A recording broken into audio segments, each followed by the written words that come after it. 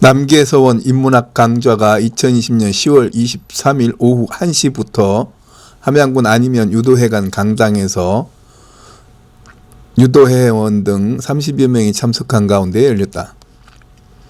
이날 성신여자대학교 김용재 교수가 첫 시간에 사자 논어에 대하여라는 주제로 강의하고, 둘째 시간에는 문묘에 배향된 인물이라는 주제로 강의하려 했으나 시간이 짧은 관계로 첫 번째 순서만 강의하고 두 번째 주제는 다음 시간을 약속하였다. 김 교수는 강의에서 조선시대에서의 공자와 유교에 관해 현대 사회에 왜곡 전파된 경향이 많다며, 이렇게 잘못된 정치, 사회적인 내용이 일제 36년간 일본인들이 나쁜 쪽으로만 몰아간 경향이 많다고 했다. 조선시대 정치는 붕당 정치로 내려오면서 나라가 망할 정도로 파벌 정치를 했다고 교육시킨 일본인들의 산물이 아니겠냐고 말하였다. 그러나 조선시대에서의 유교 정치가 우리가 생각하는 것만큼 나쁜 정치만을 한 것이 아니라고 2시간 동안 설명하였다. 이 위해서는 댁에 가셔서도 따뜻한 물, 그 다음에 여기서도 졸리시면 그냥 푹 주무세요. 대신 코만 안 고르시면 상대방한테 때는 안 되니까요. 들어가겠습니다. 수업을. 좀 닮았습니까? 제가 성균관대학교에 고등학교 때 논어를 공부하겠다고, 제가 집이 고향이 시골인데 산을 넘어다니고 학교를 그랬거든요. 그런데 제가 성균관대학교 그 유학을 논어명자 배우겠다고 원서를 써달라니까 고등학교 3학년 담임선생님이, 그러니까 너보다 공부 못하는 놈들도 법대 가고 그러는데 너 그거 논어명자 공부해서 1,000원짜리 10,000원짜리 하나 벌기 힘들다? 너 그거 가지 마. 차라리 경영학과나 법학과 가. 내가 거기 써줄게. 너 거기 학교 가고도 남어. 그러길래 제가 저는 왠지 제가 한옥집에서 살아서 그런지 몰라도 기와가 좋고 누군가는 옛날 걸 공부해야 되지 않겠습니까, 선생님? 저 원서 써주세요. 저 가고 싶어요. 그래? 그래서 써줬어요. 그래서 제가 다른 친구들 고등학교에서 나보다 공부 못하는 놈들 육법전선이 경영학 뭐 이런 책 가지고 대학교 다닐 때 저는 논어명자 가지고 이렇게 다녔더니 애들이 저보고 이거 저런 도른 놈이다. 지금 세상이 뭐 어떻게 바뀌고 있는데 그때만 해도 중국하고 교육가 안 돼가지고 소련도 있고 중공이라고 그러고 저런 도른 놈이다. 그런데 제 동기들은 전부 다 지금 다 퇴직했습니다. 저는 지금 운 좋게 이 공부를 계속해서 이리저리 또, 그런데 제가 논어를 배우고 싶었던 것은 참 제가 저 스스로 쓰담쓰담인데 잘 선택했다는 생각이 들어요. 지금 이 시대에 우리가 21세기가 가면 갈수록 인간의 냄새가 필요하거든요. 여러 어르신들 핸드폰 다 갖고 다니시잖아요. 예. 핸드폰에 노예가 됐어요. 지금 젊은 세대요? 말도 못합니다. 제가 9시에 1교시 수업을 하는데요. 지금은 비대면이라고 만나지 못하지만 작년까지만 해도 9시 수업인데요. 서울에서 9시 수업이면 경기도에서 오려면 2시간 걸려서 오는 애도 있어요. 2시간 걸려서 왔는데 출석 부르려고 그랬더니 이 학생이 와가지고 교수님 저 집에 좀 잠깐 갔다 오면 안 되겠습니까? 집 몇 시간이 걸리는데 2시간 걸립니다. 야 2시간 걸려서 아침 새벽 6시에 일어나가지고 씻고 해서 지금 9시 수업에 왔는데 또 집에 왜 가? 뭘 놓고 갔길래 핸드폰을 놓고 왔어요. 핸드폰이 노예가 됐어요. 애들은 있지 학원에 가, 아침 일찍 가, 아빠 돈 벌러 가, 엄마도 뭐 돈 벌러 가, 주말 토요일이나 일요일에 11시쯤이나 눈 마주쳐가지고 오래간만에 식구 넷이서 밥상에 앉아서 밥을 먹는데 자식놈이 어머니 물 좀 주세요 이렇게 말도 안 하고 카톡으로 엄마 물, 그러면은 카톡 엄마 물? 물만 딱 갖다 줘요. 밥상머리 교육이 안 돼 있어요. 할아버지 할머니들하고 밥 먹은 기억이 없어요. 얘네들한테는. 미안한 얘기지만 대한민국에서 제일 잘 나가는 서울대학에 가서 제가 논문 좀 쓰려고 설문조사를 했습니다. 그래도 우리나라 서울대학이면 그래도 날고 기는 사람 가는 데 아니에요? 제가 서울대생들한테 A4를 한 장씩 줬어요. 한 200명 됐는데 너희들 이름을 한자로 한번 써봐라. 그랬더니 전부 다 주민등록증을 꺼내요. 좋아요. 그거 한자 그릴 수 있어요. 안 배웠으니까. 너네들 본관이 어딘지 두 번째 답을 한번 써봐라. 본관이 뭐예요? 물어보는 사람 있어요. 어디 김씨 어디 이씨냐 이런 거야. 그거 몇 퍼센트 나온지 아세요? 절반도 몰랐어요. 좋아요. 내가 전부 다 양보할게. 그러면 너희 어머니 아버지 이름을 한번 한자를 한자로 써봐라. 20%도 못 나왔어요. 10%도 못 나왔어요. 자, 마지막 질문인데 할아버지 할머니 양쪽 할아버지 할머니 친가 외가 할아버지 할머니 이름 한글로 써봐라. 안 나왔겠네. 5%도 안 났습니다. 우리 할아버지 할머니 두 분 아니에요? 뭐 어떻게 생긴 거야? 엄마 아빠 양쪽에 있는데 이게 우리나라의 뿌리찾기입니다. 여러분들 햄버거 중에서 가장 유명한 이렇게 노란색으로 되는 맥도날드 있죠? 맥도날드 햄버거 있잖아요. 잘 먹어요. 제가 애들한테 그랬어요. 야, 너네들 맥도날드 안 먹어? 안 먹어? 아, 맛있죠? 야, 맥도날드인데 걔네는 왜 맥케인, 존 맥도날드, 트럼프 맥도날드, 도날드, 맥. 왜 맥을 걔네들은 붙일까요? 내가 애들한테 물어봤어요. 야, 너네들 서양 거 그렇게 좋아하고 서양 영어 티셔츠도 다 입고 있는데 왜 서양 애들은 맥을 붙이냐? 왜 우리 어렸을 때 안데르손 동화집이 있습니다. 안데르손, S-O-N 아들이란 뜻이에요. 야, 안데르손, 구스타프 손. 왜 또 북유럽 애들은 손을 붙이냐? 너네 동화책 읽어봤잖아. 글쎄요. 이게 막무가내로 우리가 우리 것을 모른다는 거예요. 미국의 꿈을 안고 미국에 건너간 아일랜드 서유럽 애들이 야, 우리는 조상을 알아야 돼. 우리 아버지, 할아버지, 우리가 아무리 기독교 애들이라도 아버지, 할아버지, 증조할아버지 뿌리를 알아야 돼. 우리는 도날드의 자손이야. 도날드 앞에 맥을 붙여요. 우리는 구스타프 손, 구스타프의 자손이야. 그래서 뒤에다가 아들이라는 걸 붙여요. 우리나라 그걸 붙이는 동양 한자 문화권은 본관이에요. 그런데 모르잖아요? 이게 어디에서 책임이 있을까요? 저는 제가 분석한 바에 의하면 우리가 일제식민지를 했어요. 일제식민지. 자, 여기서부터 이야기해 볼게요. 그러면 우리가 고조선이 있었습니다. 저 만주 요동벌판에 고조선이 있었는데 고조선이 망하고 고구려가 고구려 백제신라 백제신라가 망했어요. 통일신라 다음에 들어선 왕조 고려 왕조가 그 앞에 삼국시대 역사를 써요. 그래서 김부식이가 야, 삼국사기 쓰면서 야, 너네 이렇게 해서 망한 거 아니야. 백제 고구려 신라 이렇게 해서 차례차례 망한 거 아니야.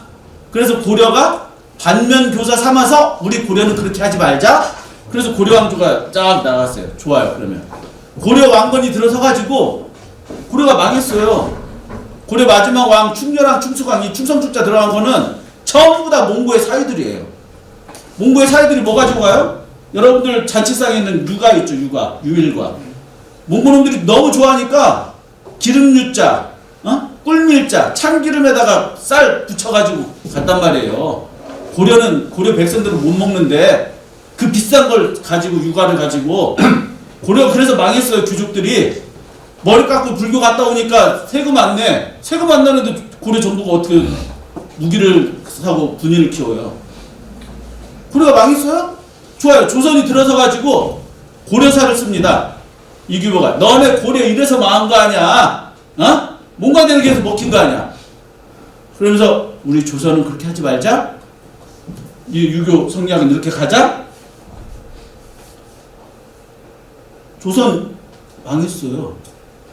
조선의 역사는 또 누가 썼을까요? 조선의 역사 철학은 대한제국이나 고종이 말했던 대한제국이나 대한민국이나 어쨌든 우리나라 사람이 써야 되는 건데 조선 유교가 망했을 때 조선의 유교의 역사 철학을 쓴 사람은 일본인입니다. 다카하시 도루. 놀라지 마십시오. 도쿄대 교수까지 했는데 이분 전공이 한국어, 어학, 문학, 역사, 철학입니다. 조선 팔도 이 밑에까지 남해까지 해남까지 안 간 데가 없어요. 조선 사람보다 조선 말을 더 잘한다니까요. 어떻게 속였습니까? 조선 유교를. 너네 새끼야 성리학 뭐 유교 논어 야 이런 것 때문에 망했어. 너네 그러니까 우리한테 식민지당한 거 아니야. 가래장 밑으로 기어와. 너네 당쟁 이런 것 때문에 망한 거 아니야. 지역감정 있는 거 아니야. 너네는 안 돼. 우리가 너네 근대화 시켜줄게. 그러면 우리는 어떻게 됐겠습니까? 그래? 노노 명작 버려야지. 바로 이제 일본. 그래놓고 일본은 어떻게 하느냐? 여러분들 명륜당 있죠? 제가 오늘 두 번째 시간에 강의하겠지만 명륜당 우리 향교가 전국에 234개가 있어요. 서원이 900몇 개가 있어요. 전부 다 명륜당이 있어요. 공자가 은행나무 밑에서 석가가 보리수나무고 공자는 은행나무 아니에요? 비바람 오니까 선생님 강의를 못 들으니까 자궁이 강의실을 지어줬네? 중국은 명덕당? 조선은 명륜당? 아 일본 놈들이 청일전쟁에서 이겨놓고 조선을 먹어놓고 이거 자기네는 없어 사무라이들만 이거 칼싸움만 하는 거지 이렇게 무릎을 꿇고 예의 바르게 하는 문화가 없단 말이에요. 일본이. 야 조선 너네 논어 버려. 우리가 기술 이거 가르쳐 줄게. 돈 벌어야지. 그래 놓고 지네는 어떻게 했어요? 명덕당이 있어? 중국 청나라에? 조선에 명륜당이 있어? 야 논어에 분자회담 수인후란 말이 있어. 살려가지고 판사까지 올라왔다 이거예요. 그런데 너 그 최씨를 버리려고 그래? 세종이 불호령을 떠집니다. 너 봄 취직할 때까지 너 부양한 사람이야. 둘째, 조사해보니까 시부모를 10회까지 걸렸는데 부양했더만. 똥수발까지 했더만. 야, 자식 다 제대로 교육을 시켰더만. 이 세 가지가 있으면 여자는 내쫓지 못한다. 세종실록이 삼불거를 했습니다. 그런데 조선은 칠거지약만 알아요. 유교하면 남존여비 칠거지약만 알아요. 그래서 제가 애들한테 야 너네 미국 영화 보니까 영화에서 레스토랑 가면 남자들이 여자 의자 하나 빼주고 택시 탈 때 문이나 이렇게 열어주니까 마치 여자를 위해서 이렇게 떠받드는 것 같아? 절대!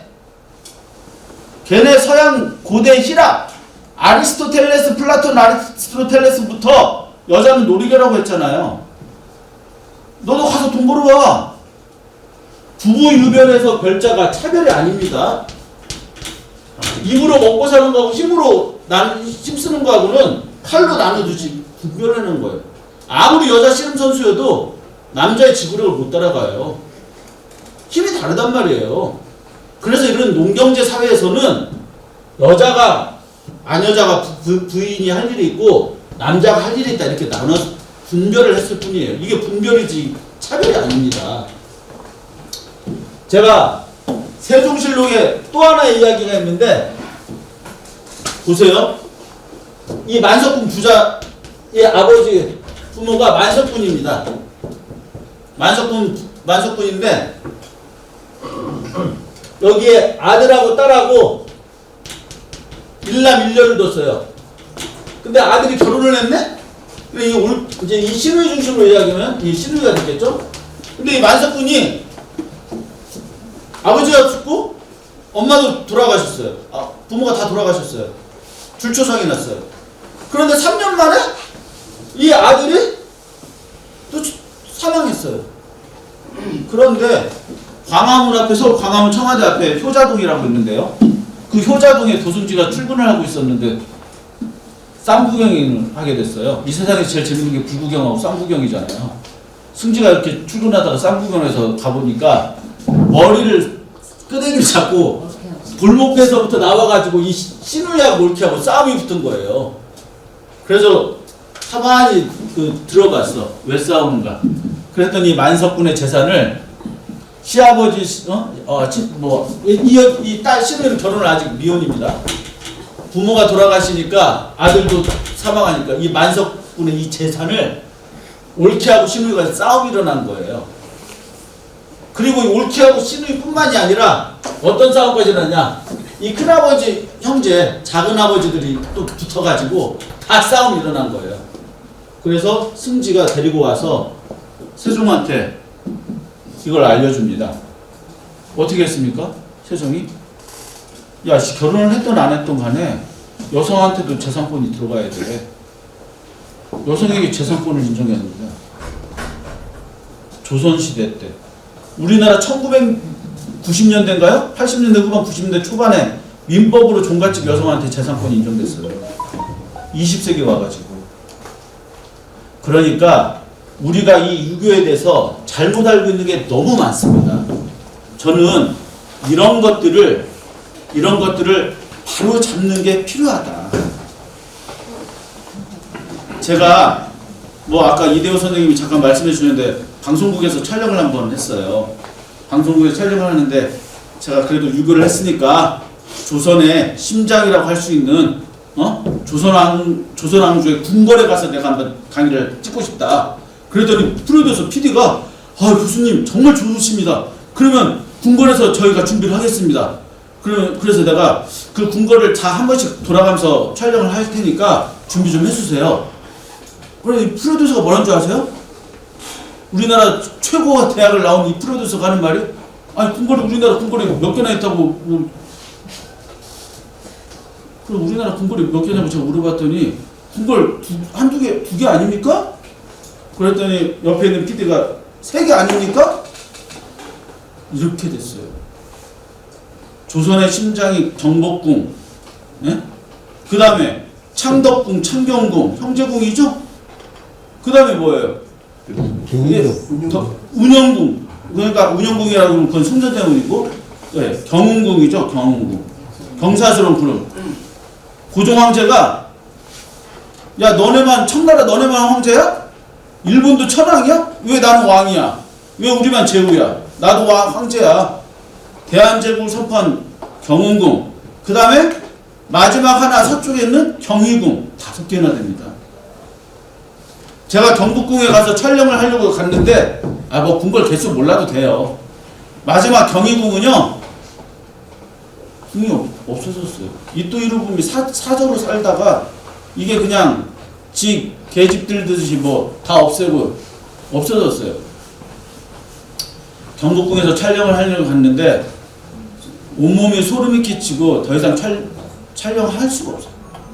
왜 촬영할 수가 없냐? 가보니까요. 그 많던 건물들이 없어지고 경복궁에 중앙청이 있었잖아요. 지금은 허물었지만 위에서 보면은 일장기가 이렇게 그려듯이 중앙청이 이렇게 동그랗게 마치 국회의사당처럼. 근데 지금 가보니까 경복궁의 옛날 지도를 이렇게 찾아서 이렇게 가보니까요 다 없어지고 심지어 유교왕조 성리학왕조인 조선왕조 제1궁에 이 불과 사리를 모신 이 탑이 있어요. 불탑이. 그럴 수 있죠. 대비마마들이 중전마마들이 또 불교를 좋아하시니까 할 수도 있어요. 그런데 제가 가슴 아픈 건 뭐냐면 경복궁, 창경궁, 창덕궁 모든 궁에 갔는데 어떻게 돼 있냐? 잔디로 다 돼 있어요. 그 건물 터 자리는 있는데 돌 대 자리가 있단 말이에요. 여기에 뭔가를 올렸다는 대 자리가 있어요. 그런데 돌 대만 있지 다 잔디로 돼 버렸어요. 우리나라 조선 사람은 잔디를 딱 한 군데 했습니다. 어디 했습니까? 그렇죠. 산수했습니다. 일본이 와가지고 경복궁에서 조선의 국모를 명성황후를 죽이고 처음 다 잔디를 깔아놨어요. 뭐라고 합니까? 자, 이놈들은 여기 묘야. 이제 별별로 없어. 그래서 경복궁 끝나고 창덕궁, 창경궁 갔더니 거기도 묘예요. 심지어 창덕궁 옆에 창경궁, 실제 조선 27대 왕들은 거의 다 창경궁에서 편전해서 거기서 정무를 받는데 창경궁에 가니까 창경원이라고 돼 있잖아요. 다 아시죠? 동물원이 돼버렸어요. 야, 여기 조선 너네 왕 여기 있잖아. 옆에 코끼리 있고 옆에 사슴도 있지. 옆에 기린도 있고. 야, 구경해. 마치 동물원에서 인간들이 외로운 관광객이나 조선 사람들이나 당근이나 던져주는 그런 묘 아니면 동물원. 그 창경원이다. 그래서 그 원 쪽 밑에는 원남동이다. 동 이름까지 다 바꿔놨어요. 그리고 네 번째 궁을 갔는데 덕수궁이라고 그러는데 덕수궁이라고 하시면 안 돼요. 왜 그러느냐? 경운궁이라고 제가 꼭 그랬더니 무슨 유행가 가사에 덕수궁 돌담길이 뭐 어쩌고 있다고 그래서 이 덕수는요 고종 황제가 내가 경사스러운 구름이 나온다 해서 경운궁이라고 이름을 지었는데 조선에 제2건국을 지었는데 외놈들이 와가지고 이거 꼴값 들고 있는데 식미진 놈들이 웃기고 있는데 그래서 어떻게 했습니까? 조사를 한 거예요. 어떻게 조사했어요? 옛날 태조 이성계가 조선을 세우고 이에 방석 방과 뭐 방언 뭐 싸움만 일어나니까 다들 아시죠? 함흥으로 가신 거. 그래서 차사를 보내면 차사라는 건 특사입니다. 특사. 이 사신을 보내면 전부 다 못 왔잖아요. 함흥 고향에 가서 안 온단 말이에요. 그래서 그 정종하고 태종이 아버지 안 오신다. 그러니 스스로 물러나셨으니 거기에서 만수무강 하시라고 오히려 거기에 저택을 지어드리고 거기에 이름의 당호를 당호 신사임당 하듯이 당 집당자 당당한 집당자 그 당호를 덕덕자 목숨 숫자 장수 숫자 붙여서 오래오래 사시라고 덕수라고 붙여드리자. 그래서 함흥에 덕수궁이 있는데 외놈들이 이성계의 그 덕수궁을 조선에 있는 이 함흥에 있는 덕수궁을 여기 조선에다 갖다 놓고 황제한테 야 경궁이라 하지 말고 덕수궁이라고 해. 이러이러해서 이성계도 덕수궁 저기 아들이 붙여줬어. 덕수를 해. 근데 덕수라는 궁의 이름은 뭡니까? 왕이 스스로 물러나서 다시 오지 않았잖아요. 그런 상징적인 의미가 있단 말이에요. 그러니까 멋모르고 이걸 다 받아들였다가 상징적으로 이것을 제가 그 궁에 가서 촬영을 하는데 어디에 발 붙이고 자신 있게 말할 수 있는 부분이 없어요. 당장 제가 그래서 그랬습니다. 야수꾼이 신사에 갔을 때 정말 엄청난 건물들이 있고 엄청나게 깨끗하게 돼 있고 그런데 야수꾼이 신사 지내는 그렇게 해놓고 우리 궁궐에 이렇게 해놨어? 이거 우리가 창씨개명 이런 것보다 더 가슴 아픈 것이 지금 우리 논어 유교 하나 제대로 못 지켰다는 겁니다. 그거를 잘 지키기 위해서는 제가 보기에 지금 여기에 있는 역사의 산 증인들이 굉장히 중요하다고 저는 생각해요. 왜 그러냐면요. 일본이 망하고 우리는 유교 사변을 했지 않습니까? 북한한테 쳐들어왔잖아요. 그때 3년을 전쟁했는데요. 그때 우리를 도와준 나라들이 누군지 아세요? 놀라지 마세요. 베트남 우리나라 도와줬어요. 놀라지 마십시오. 아프리카에 이디오피아라는 나라가 도와줬어요. 우리를. 에디오피아. 놀라지 마세요. 아프리카의 수단이라는 나라도 우리한테 용병을 보내줬어요. 네? 놀라지 마십시오. 방글라데시 애들 우리한테 쌀도 보내줬어요. 근데 지금은 걔네들 어때요? 우리나라 똥구멍도 못 따라와요. 그 당시에 유엔에 등록된 나라가 126개국이었는데 1인당 GNP가 우리나라가 125등이었어요. 꼴등 하나 깔고 갔어요. 우리가 다행히. 그 꼴등이 누굽니까? 인도입니다. 근데 우리가 어떻게 했어요? 기적을 일으켰잖아요. 누가? 어르신들이. 나한테는 꿈이 없지만 내 자식에게 있을 꿈을 위해서 나는 못 빼고 농사 짓고 내가 배 타고 원양어선 나가도 내 자식한테 내 큰놈한테 너네 작은 놈들도 큰 놈한테를 위해서 희생해야 돼. 이게 대한민국을 살렸잖아. 그러니까 지금 대한민국 국민들 보면 50년대 저는 뭐 60년대 사람이니까요. 죄송하지만 그 옛날 사진으로 보고 있지만 다 깨제제하고 초콜릿이나 얻어먹고 이러는 대한민국이 지금은 어때요? 방글라데시? 쟤네들 우리 똥멍도 못 따라와. 아프리카 애들? 아유 쟤네들 안 돼. 근데 지금 어떻게 됐어요? 외모는 엄청 선진국 OECD국에도 가입했어. 우리 거의 다 지금 뭐 웬만하면 다 먹고 살아요? 근데 어른 어떻게 됐어요? 얼굴에서 뼈골자인데 얼굴이 됐는데 이 외모는 좋아졌는데 어른 없어요. 외모만 번지르면졌지 우리 거 하나 알려고 하지 않고 이렇게 돼버린 거예요. 지금 이 순간부터라도 다시 바로 잡아야 됩니다. 그게 뭐냐? 지금 어르신들 도덕이 아까 여기 뭐 어디 제가 봤었는데 도덕이 땅에 떨어졌다 이런 거 밥상머리 교육부터 어린애들 말이 안 되더라도 제도권 안에서는 도저히 할 수가 없어요. 어떻게 초등학교, 중학교, 고등학교 애들한테 야 할아버지가 젓가락 들기 전에 수저도 들지 마. 어떻게 교육이 됩니까? 왜? 수능 봐야 되는데. 학원에서 중간고사 봐야 되는데 이거 어떻게 그런 걸 다 해? 오히려 그런 거 가르치면 더 나빠집니다. 그래서 제도권 바깥에서 할 일이 있어요. 제도권 바깥에서 어떻게 해야 되느냐? 가정교육, 사회교육입니다. 가정교육에서 제일 중요한 게 이 글자가 뭐예요? 효도효자에다가 이 구분을 문강이 때릴 복자잖아요? 효도는 때려서라도 가르쳐야죠. 만 100행의 근본이라면서요. 그러니 이 가정교육이 어느 정도 유교적인 것으로 가냐에 따라서 달라질 수 있다. 역설적으로 이야기하면 사회에서 성공한 사람들 가정교육이 어느 정도 되어 있다라고 보셔도 10중 8구 맞아요. 반대로 말하면 사회에서 문제 있는 애들 가정에서 교육이 제대로 안 됐다고 보시면 됩니다. 그래서 저는 우리 이 유교 아카데미 또는 우리 전통 유교가 우리 선비 유자가 선비사가 아니잖아요. 선비사와 선비유는 완전히 차이가 다르잖아요. 이 선비사자는 뭐예요? 장기판에서 장기 어르신들 두시잖아요.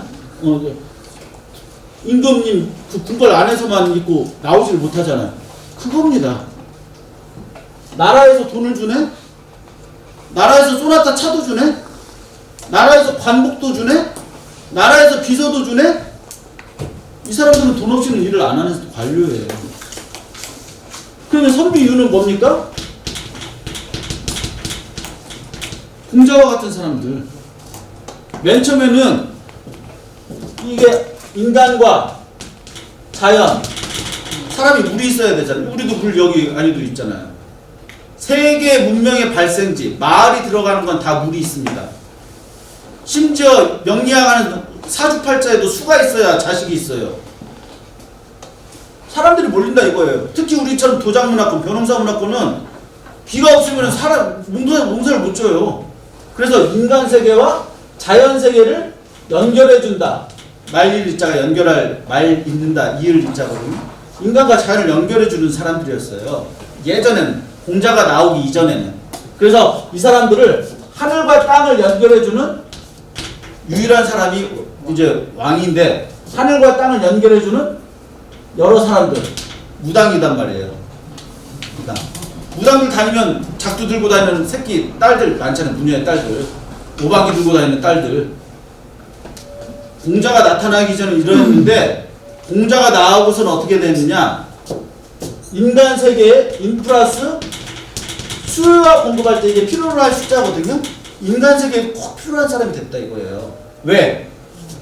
공자가 나와가지고 관운상제를 가르칩니다. 저 마을에 어르신이 돌아가셨어. 가서 이 어르신이 너 아들, 너 손주를 어렸을 때 어떻게 키우고 어떤 고생을 해서 이렇게 왔는지 그걸 다 각인을 시켜주고 그러니까 이 얘가 점점 성장하면서 행동거지가 달라지고 언행이 달라지네. 저 집에 관례가 있어. 이제 너도 성인이야. 저 집에 혼례가 있어. 너 이렇게 해야 돼. 관운상제를 가르쳐주는 공자와 그의 제자들이 가니까 그 마을들의 사람 살이가 달라진다는 거예요. 그러니까 공자와 그의 제자들이 꼭 필요로 한다 이거죠. 그래서 인간 세계에 꼭 필요한 사람들이 유자가 됐어요. 이 유자들은 뭐예요? 월급이 없어요. 관복도 없어요. 차도 없어요. 그러니까 지금 말하자면 이 유자들은 선생님 계층입니다. 선생님. 가정에서나 마을에서나 제도권 바깥에서의 선생님. 중학교, 고등학교 교사가 아니라 이렇게 가르쳐주는 정말 올곧은 선비. 선생님. 그래서 이 유자들은 선생님이기 때문에 좀 청렴하고 싶지 않아도 청렴할 수밖에 없어요. 돈을 어디 받아야지. 그렇죠? 이 사자는 지금도 변호사라든지 회계사, 감리사 이런 사람들 다 이 성사자 쓰지만 교사는 교사라고 할 때 이 성사자 안 쓰잖아요. 스승사자 쓰잖아요. 그렇죠? 의사 선생님이라고 하잖아요. 의사도 이걸 스승사자 쓴단 말이에요. 다 옛날에 못 사던 사람입니다. 지금이야 세상이 바뀌었으니까 저렇게 살지만 세상이 너무 바뀌어도 저는 다시 또 바뀌어서 생각합니다. 광대들, 탤런트들 이거 조선시대 때 배우들이잖아요. 한번 놀아봐라. 밧줄 한번 타봐라. 이거 인간들도 아닌 배우, 인간도 아니길래 이거를 배우할 때 배자를 이렇게 쓰잖아요. 사람인별에다가 안일빛자. 이건 인간들도 아니요. 근데 지금 제일 잘 사는 애들 탤런트 애들 배우예요.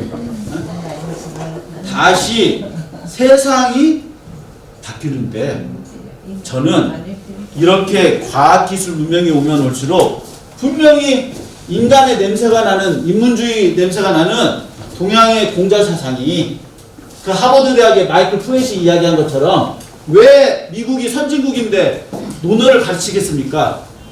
인간적인 냄새가 필요하다는 거죠. 거기에서 제가 힌트를 얻은 게 최영갑 선생님이 저 주변한테 사자 논어를 만들자. 마치 사자 성어를 만들자는 거예요. 아 그랬더니 제가 저걸 한글로 해가지고 제가 어디에 한자로 썼는데 한글로 해야 돼 사람들이 잘 알아듣는다고 한글로 한 거예요. 사자문으로. 그래서 이게 어흥하는 라이언 사자인 줄 알더라고요. 그래서 제가 무슨 동물의 왕국 사자야? 그런데 제가 또 이것도 하나의 좋은 팁이 됐구나. 왜 그러냐면 여러분 그거 아세요? 백수의 왕 사자를 한자로 쓸 때 이렇게 씁니다. 재밌잖아요? 공부를 공자라고 했잖아요? 맹가를 맹자라고 사는 거예요. 마스터 자자, 선생님 자자잖아요. 최고 높임 아니겠어요? 백수의 왕에서 최고 높다 해서 자자 써준 거예요. 한자 표기에도 사자에서 어때요? 개사슴독에 이거 사자 썼죠? 스승사자 썼죠? 모든 네 발 달린 모든 짐승들 중에서 최고다 이거예요. 선생님이다 이거예요. 왜? 호랑이도 초식동물이나 호랑이나 멀리 내다보지 못한답니다. 그런데 유독 사자만 인간의 눈하고 비슷하대요. 짐승하고 인간하고 눈이 차이점이 있어요. 인간 눈만 흰창이 있습니다. 짐승들은 흰창이 없어요. 개들도 흰창이 거의 조금 있죠? 근데 사자가 인간하고 비슷한 건 멀리 이렇게 저 산 멀리 이렇게 내다볼 수 있대요. 호랑이가 백수의 왕이 못된 것은 바로 눈앞의 것만 본다는 거죠. 그러니까 사자가 멀리 내다보고 살기 때문에 그래서 백수의 왕이 되고 동물 사이에서 여러 가지 이야기가 있더라고요. 저는 마치 사자가 이렇게 공자 맹자처럼 스승 자자까지 붙어줄 정도면 이 사자노는 너클 내 자식 이렇게 붙였는데 이것도 의미가 있는 책이구나.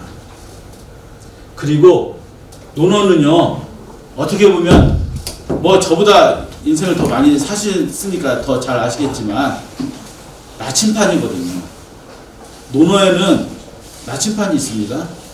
그래서 논어를 읽고 나서 지금은 돌아가셨지만 제 은사님이 그러셨거든요. 웅재야, 제가 이제 20대 초반하고 30대하고 40대까지 사셨는데 웅재야, 너 논어 지금 읽으니까 어때? 글쎄 잘은 모르겠는데 내가 논어를 이제 10대, 20대, 30대, 40대, 50대, 60대까지 왔는데 10대 논어는 정말 졸업식 날 짜장면 먹는 것처럼 짜장면처럼 이렇게 맛이 있는데 그 짜장면의 맛이 60, 50대 논어가 이 짜장면의 맛이 난다. 옛날에는 그냥 공부해야 되니까 논어 이렇게 읽고 공자가 이렇게 살았나 보다 이렇게 생각했는데 생각이 보면 볼수록 나이를 거듭하면 거듭할수록 특히 우리 그 은사님이 이제 은사님의 부모님이 돌아가셨을 때 부모진영 불가부지하니 일직이요 일직이구라. 부모님의 연세는 반드시 알고 있어야 된다. 한편으로는 기쁘고 한편으로는 슬프기 때문이다. 지금까지 같이 살아주신 거에 대한 기쁨이고 이제 멀지 않아 돌아가실 것 같으니까 두렵다. 그래서 에일지성, 아낄 자, 사랑의 자, 나를 자, 날짜를 아끼는 마음으로 내가 하루하루 부모님을 섬겨야 되겠구나. 그 말씀을 20대에는 그냥 시험 보려고 읽었는데 40, 50 가가지고 부모님을 한 번씩 돌아가 집에 가서 시골에 가서 보면 앞니가 1개 빠지고 2개 빠지고 앞니가 다 빠지고 키가 더 작아지시고 용재야, 내가 논어를 50줄에 보니까 내가 어렸을 때 그 짜장면 먹던 맛이 너 이게 논어야. 그래서 제가 항상 드리는 말씀이 있습니다. 논어에는 나침판인데요. 나침판은 뭐예요? 방향이 있거든요. 인간이 살아가야 될 방향. 그리고 논어에는 그 단물이 나이 때마다 느낄 수 있는 단물이 아직 남아있구나. 그래서 이 논어를 제가 좀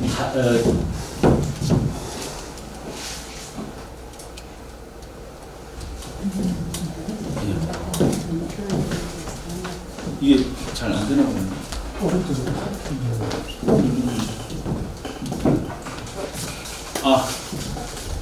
벌써 1시간이 지나서 한 10분 정도 쉬었다가 할까요? 네.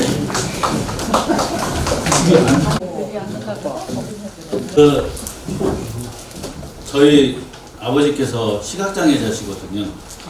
근데 그 옛말에 몸이 10량이면 눈이 8량이라고 그랬습니다. 그래서 장애우한테 이렇게 놀리면 안 되지만 뭐 벙어리다, 귀머거리다, 리자로 끝나는 말 해가지고 외팔이다 뭐 이렇게 옛날에 그렇게 놀렸나 봐요. 근데 앞을 못 보는 사람한테는 그런 놀림말도 안 했습니다.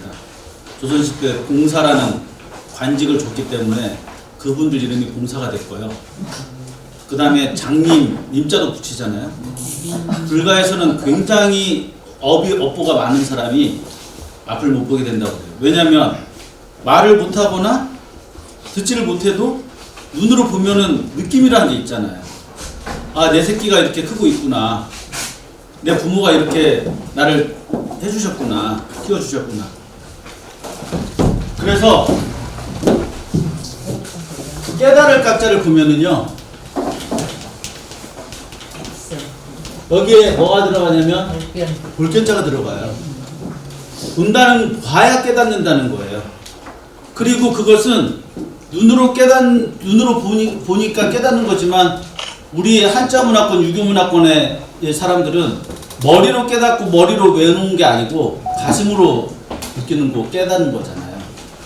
그래서 앞을 못 보는 사람들한테 유교건 불교건 간에 굉장히 치근한 마음을 많이 가져줬어요.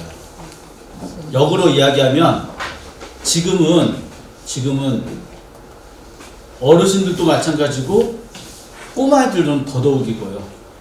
이 핸드폰 때문에 시력이, 눈이 후천적으로 감퇴가 됩니다. 그리고 어제도 뭐 황사가 어마어마했거든요. 서울 쪽은. 이 황사나 미세먼지가 많기 때문에 눈이 하루 아작납니다. 그러니까 선글라스를 끼셔야 돼요. 제가 항상 우리 어머니 아버지 같으니까 제가 말씀드리지만 멋으로 선글라스 끼는 거 아닙니다. 이제는 선글라스 반드시 끼셔야 돼요. 예, 이게 눈이 핸드폰한테 파장 때문에 이게 눈이 베렸고 TV 때문에 베렸고 미세먼지 때문에 이제 베리고 이제 쓰셔야 됩니다. 이 선글라스 눈을 위해서. 그리고 제가 이제 수업 시작 전에 잠깐 말씀드리면 아까 바이러스는 처음 말씀드렸고 이 선글라스하고 제가 오늘 오면서도 들은 얘기고 저희 대학에 의사 교수가 있는데 밥 먹다가 들은 얘기인데요. 지금 걸으시는 거 있지 않습니까? 또는 주변에서 저 양반 건강이 좀 안 좋아지셨다라는 것을 얼굴 말고 다른 체크 카드가 있는데 뭐냐면 걸음걸이를 보면 안 돼요. 걸음걸이 폭이 좁아지면은 몸이 어디가 안 좋아진 거고 치매가 오는 거랍니다. 치매가. 그러니까 걸음을 걸을 때 5cm 정도, 지금 보폭보다 5cm 정도, 그러니까 뭐 이렇게 걷지 마시고 흉하게 그냥 지금 걸음보다 조금만 더 보폭을 넓혀서 걸어야 이 뇌에 끄는 힘이 굉장히 역동적으로 살아간답니다. 그러니까 건강을 지키시려면 그 걸음 보폭을 조금 더 넓게 이렇게 하셔서 걷는 게 좋다고 그러니까요. 그래서 어르신들 이렇게 걸으실 때도 평상시보다 조금 더 앞을 내딛겠다 이렇게 하시고 걸으십시오. 그러면 바로 수업을 들어갈게요. 제가 이쪽에 오는 횟수가 많지도 않고 처음 왔는데 말씀드리고 싶은 건 많은데 주어진 시간은 한정되어 있으니까 말이 좀 빠르기도 하고, 그리고 사실 아까 그 논어 가지고 온 거 엄청 슬라이드가 많거든요. 한 40몇 슬라이드인데 그걸 다 할 수는 없을 것 같고, 그래서 제가 필요한 것들만 말씀드리고 최선을 다해서 말씀드리고 가겠습니다. 저는 어쨌든 이 논어 속에 보면 느낌이라는 것이 금방금방 와닿기 때문에, 이게 왼손이잖아요. 이게 오른손이고, 주역을 보시면은 주역의 점괘가 어떻게 나왔냐 이렇게 이야기하잖아요. 점괘라고 할 때는 예컨대 건괘다. 여기 1번부터 6번까지 이렇게 올라갑니다. 이게 하나의 괴예요. 곤꾀다. 네, 이렇게 올라가요. 이걸 괴라고 하고요. 하나하나는 효라고 합니다. 양효, 음효, 효. 그러니까 옛날에는 이게 글자였어요. 글자라는 건 뭐예요? 그림이 글자였단 말이에요. 물고기가 이렇게 생겼잖아요. 예. 그래서 물고기는 원래 물고기였다는 이렇게 가로로 있었던 글자예요. 이걸 그냥 세워놓은 것 뿐이에요. 그래서 한자는 유심히 보면 이놈의 가로로 되어 있던 걸 세로가 되어 있고요. 어떤 건 세로가 된 걸 가로로 되어 있어요. 유교 공부를 하려면은 한자를 모르고서는 안 됩니다. 그렇다고 한자를 너무나 막 스트레스 받지 마세요. 한자는 그려도 됩니다. 원래 그림 문자니까요. 그리고 한자는 왜 진면자에다가 이걸 썼어요? 아들 자자, 자식 자자, 딸 자자, 쥐 자자? 원래는 이게 쥐 자자예요. 자축인묘 진사오미 신유를 간지에 첫 번째죠? 첫 번째인데 쥐는 앞발톱 4개, 뒷발톱 5개 가지고 그 발톱 수가 9개를 채우고 있어요. 주역에서 이렇게 양의 수를 9라고 하거든요. 최고 꽉 찬 수? 9? 그래서 엄청나게 큰 수예요. 그래서 이 쥐는 번식의 상징이에요. 다산의 상징이고. 그리고 예지력이 있어요. 그래서 서양도 이건 마찬가지입니다. 서양 어부들이 배를 탈 때 쥐가 막 생쥐가 왔다 갔다 하면 그날 배 타고 나갑니다. 근데 내 배에 쥐가 없어. 그러면 어부들이 배 안 타요. 왜냐면 쥐가 이 배 탔다가 내가 죽을 것 같아. 쥐가 안 탄다고 걔들도 미신을 믿으니까. 예지력도 있고 번식력이 있고. 그래서 집안에 자손이 번식하라 그래서 이렇게 글자자가 있듯이 이거는 번식입니다. 번식. 그러니까 한자는 맨 처음에 200몇 개 했다가 한나라 때 8393개. 그 다음에는 어떻게 됐어요? 청나라 때 와서 68,000개. 1만 자도 안 됐던 게 7만 자까지 된 거예요. 그러니까 한자를 막 만들어진 거죠. 저도 요즘 한자를 많이 만들고 있어요. 인정을 못 받아서 그렇지. 이게 무슨 글자입니까? 비우자죠. 예. 근데 요즘 비가 이렇게 장마처럼 오는 게 아니라 막 한 번 내리면 막 집중호흡 문자예요. 제가 인정을 못 받았을 뿐입니다. 아니 대문이 이렇게 생겼다고 해가지고 대문 문자가 이렇게 나왔잖아요. 대문자. 아 근데 요즘 문이 뭐 대문만 있습니까? 자 그래서 하나 또 만들었어요. 엘리베이터 문자입니다. 위로 갔다 아래로 갔다. 또 막 한자는 얼마든지. 근데 이 한자를 하다 보면 아까도 제가 잠깐 말씀드렸지만 인천 길병원의 뇌 전공 의사하고 성균관대학교 한문교육과의 이명하 교수님하고 임상 실험을 했습니다. 그래서 어르신들 대상으로 가장 좋은 치매 예방에 고수도 있잖아요. 화투. 어? 화투가 있는데 화투하고 화투만 하는 어르신들 실험군이 있고, 그 다음에 여기 한자가 있고요. 그 다음에 아무것도 안 하는 사람이 있어요. 그래서 실험군을 조사했는데, 이 인간의 뇌를 보면 이렇게, 여러분들 저기 병원에 가보시면 뇌가 이렇게 엿가락처럼 이렇게 있잖아요. 아인슈타인이 꾸불꾸불하거든요. 이 뉴런이 이렇게. 한번 입력하면 금방금방 이게 딱 되는데, 머리를 안 쓰면 안 쓸수록 어떻게 되냐면 이게 엿가락처럼 이렇게 늘어집니다. 우동처럼. 이게 치매예요. 한 번 입력했다가 다시 거기까지 가는 데가 오래 걸려요. 그래서 고스톱을 치는 것이 방금 저 사람이 뭘 내나 청단을 내놨나? 방금이라도 이렇게 기억을 하잖아요. 점수 계산도 하고. 한자가 굉장히 치매 예방에 좋다는 실험 결과가 나왔어요. 그래서 한자를 너무나 무서워하거나 어려워하지 마시고, 한자가 어느 정도 필요하다. 논어를 보실 때. 그리고 논어를 보실 때 제가 여기는 너무 멀어가지고 제가 못 오지만 경기도 쪽에는 제가 일주일에 한 번씩 이렇게 한문 공부, 논어 공부를, 한자 공부를 같이 했는데 굉장히 호응이 좋았어요. 금방금방 한자가 되니까. 한자는 기하급수라고 그러거든요. 하나를 알면 둘, 넷, 여덟 이렇게 배수로 늘어나기 때문에 굉장히 창의적이고, 그 글자를 알면 들어갑니다. 예컨대 여러분들 이런 거 있죠? 이거 이야기하다 보면 수업 다 못하는데.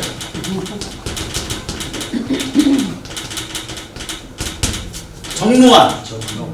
예. 약에서 정로환이다 이거예요. 이거는 정벌할 정자거든요. 가서 이건 사람이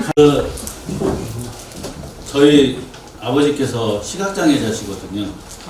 근데 그 옛말에 몸이 10량이면 눈이 8량이라고 그랬습니다. 그래서 장애우한테 이렇게 놀리면 안 되지만, 뭐 벙어리다, 귀머거리다, 리자로 끝나는 말 해가지고 외팔이다 뭐 이렇게 옛날에 그렇게 놀렸나 봐요. 근데 앞을 못 보는 사람한테는 그런 놀림말도 안 했습니다. 조선시대 공사라는 관직을 줬기 때문에 그분들 이름이 공사가 됐고요. 그 다음에 장님, 님자도 붙이잖아요. 불가에서는 굉장히 업보가 많은 사람이 앞을 못 보게 된다고 해요. 왜냐하면 말을 못하거나 듣지를 못해도 눈으로 보면은 느낌이라는 게 있잖아요. 내 새끼가 이렇게 크고 있구나.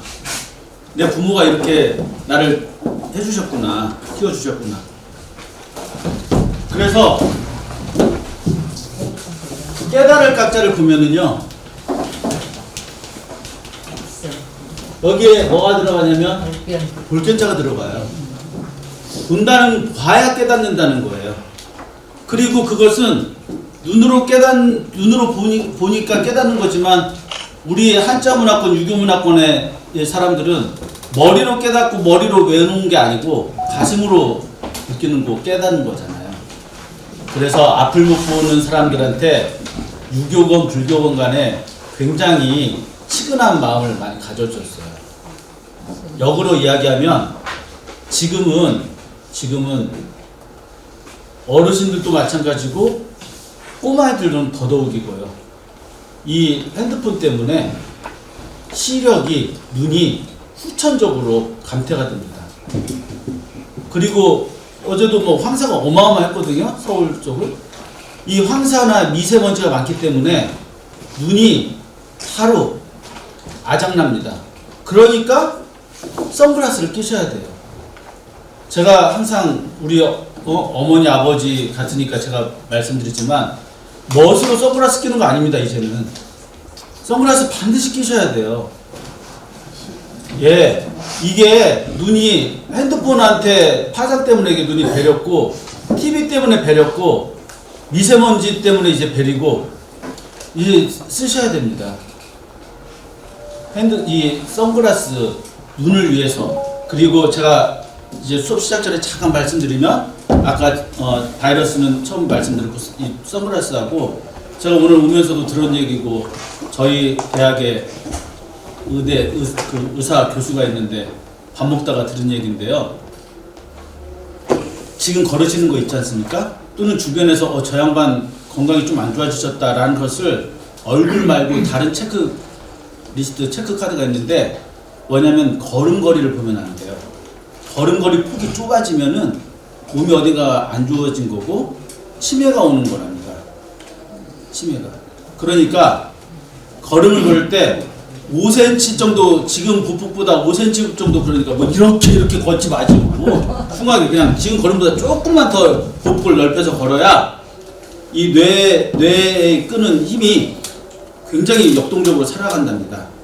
그러니까 건강을 지키시려면 그 걸음 보폭을 조금 더 넓게 이렇게 하셔서 걷는 게 좋다고 그러니까요. 그래서 어르신들 이렇게 걸으실 때도 평상시보다 조금 더 앞을 내딛겠다 이렇게 하시고 걸으십시오. 그러면 바로 수업을 들어갈게요. 제가 이쪽에 오는 횟수가 많지도 않고 처음 왔는데 말씀드리고 싶은 건 많은데 주어진 시간은 한정되어 있으니까 말이 좀 빠르기도 하고, 그리고 사실 아까 그 논어 가지고 온 거 엄청 슬라이드가 많거든요. 한 40몇 슬라이드인데 그걸 다 할 수는 없을 것 같고, 그래서 제가 필요한 것들만 말씀드리고 최선을 다해서 말씀드리고 가겠습니다. 저는 어쨌든 이 논어 속에 보면 느낌이라는 것이 금방금방 와닿기 때문에, 여기 이게 왼손 있잖아요. 이게 오른손이고, 주역을 보시면은 주역의 점괘가 어떻게 나왔냐 이렇게 이야기하잖아요. 점괘라고 할 때는 예컨대 건괘다. 여기 1번부터 6번까지 이렇게 올라갑니다. 이게 하나의 괴예요. 곤꾀다. 네, 이렇게 올라가요. 이걸 괴라고 하고요. 하나하나는 효라고 합니다. 양효, 음효, 효. 그러니까 옛날에는 이게 글자였어요. 글자라는 건 뭐예요? 그림이 글자였단 말이에요. 물고기가 이렇게 생겼잖아요. 예. 그래서 물고기는 원래 물고기였다는 이렇게 가로로 있었던 글자예요. 이걸 그냥 세워놓은 것 뿐이에요. 그래서 한자는 유심히 보면 이놈의 가로로 되어 있던 걸 세로가 되어 있고요. 어떤 건 세로가 된 걸 가로로 되어 있어요. 유교 공부를 하려면은 한자를 모르고서는 안 됩니다. 그렇다고 한자를 너무나 막 스트레스 받지 마세요.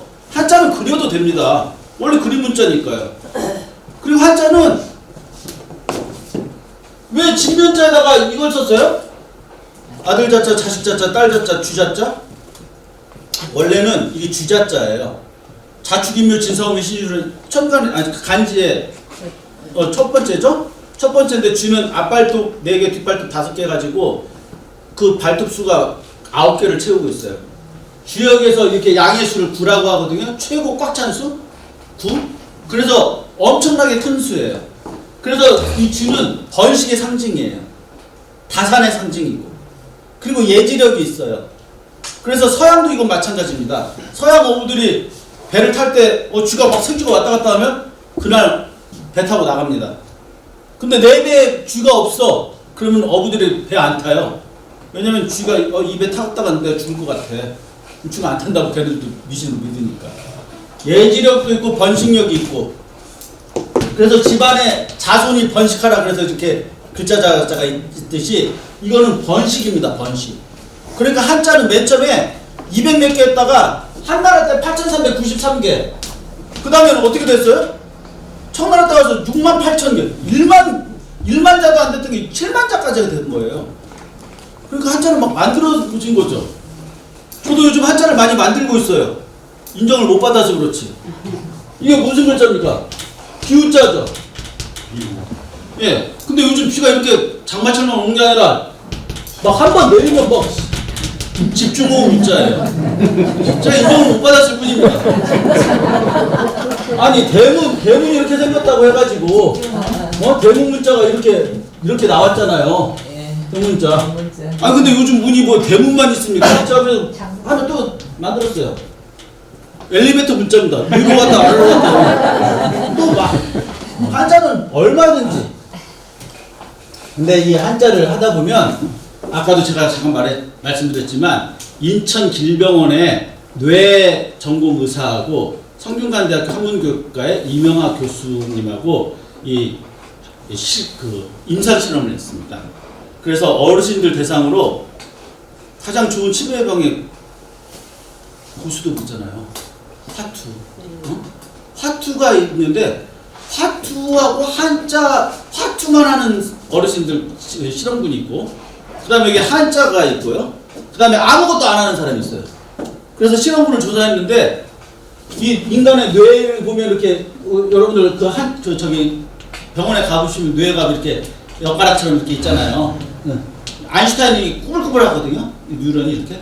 한 번 입력하면 금방금방 이게 딱 되는데, 머리를 안 쓰면 안 쓸수록 어떻게 되냐면 이게 엿가락처럼 이렇게 늘어집니다. 우동처럼. 이게 치매예요. 한 번 입력했다가 다시 거기까지 가는 데가 오래 걸려요. 그래서 고스톱을 치는 것이 방금 저 사람이 뭘 내나 청단을 내놨나? 방금이라도 이렇게 기억을 하잖아요. 점수 계산도 하고. 한자가 굉장히 치매 예방에 좋다는 실험 결과가 나왔어요. 그래서 한자를 너무나 무서워하거나 어려워하지 마시고, 한자가 어느 정도 필요하다. 논어를 보실 때. 그리고 논어를 보실 때 제가 여기는 너무 멀어가지고 제가 못 오지만 경기도 쪽에는 제가 일주일에 한 번씩 이렇게 한문 공부, 논어 공부를 한자 공부를 같이 했는데 굉장히 호응이 좋았어요. 금방금방 한자가 되니까. 한자는 기하급수라고 그러거든요. 하나를 알면 둘, 넷, 여덟 이렇게 배수로 늘어나기 때문에 굉장히 창의적이고 그 글자를 알면 들어갑니다. 예컨대 여러분들 이런 거 있죠? 이거 이야기하다 보면 수업 다 못하는데.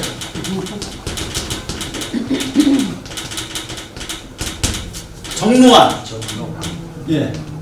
약에서 정로환이다 이거예요. 이거는 정벌할 정자거든요.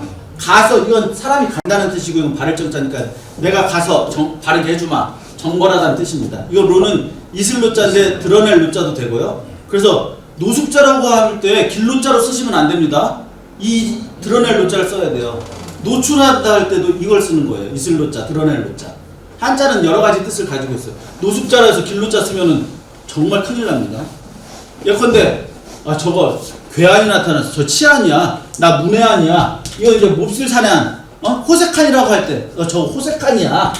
한자가 아니고요. 한단 한자가 아니라 색을 좋아하는, 이건 놈이란 뜻입니다. 한자가.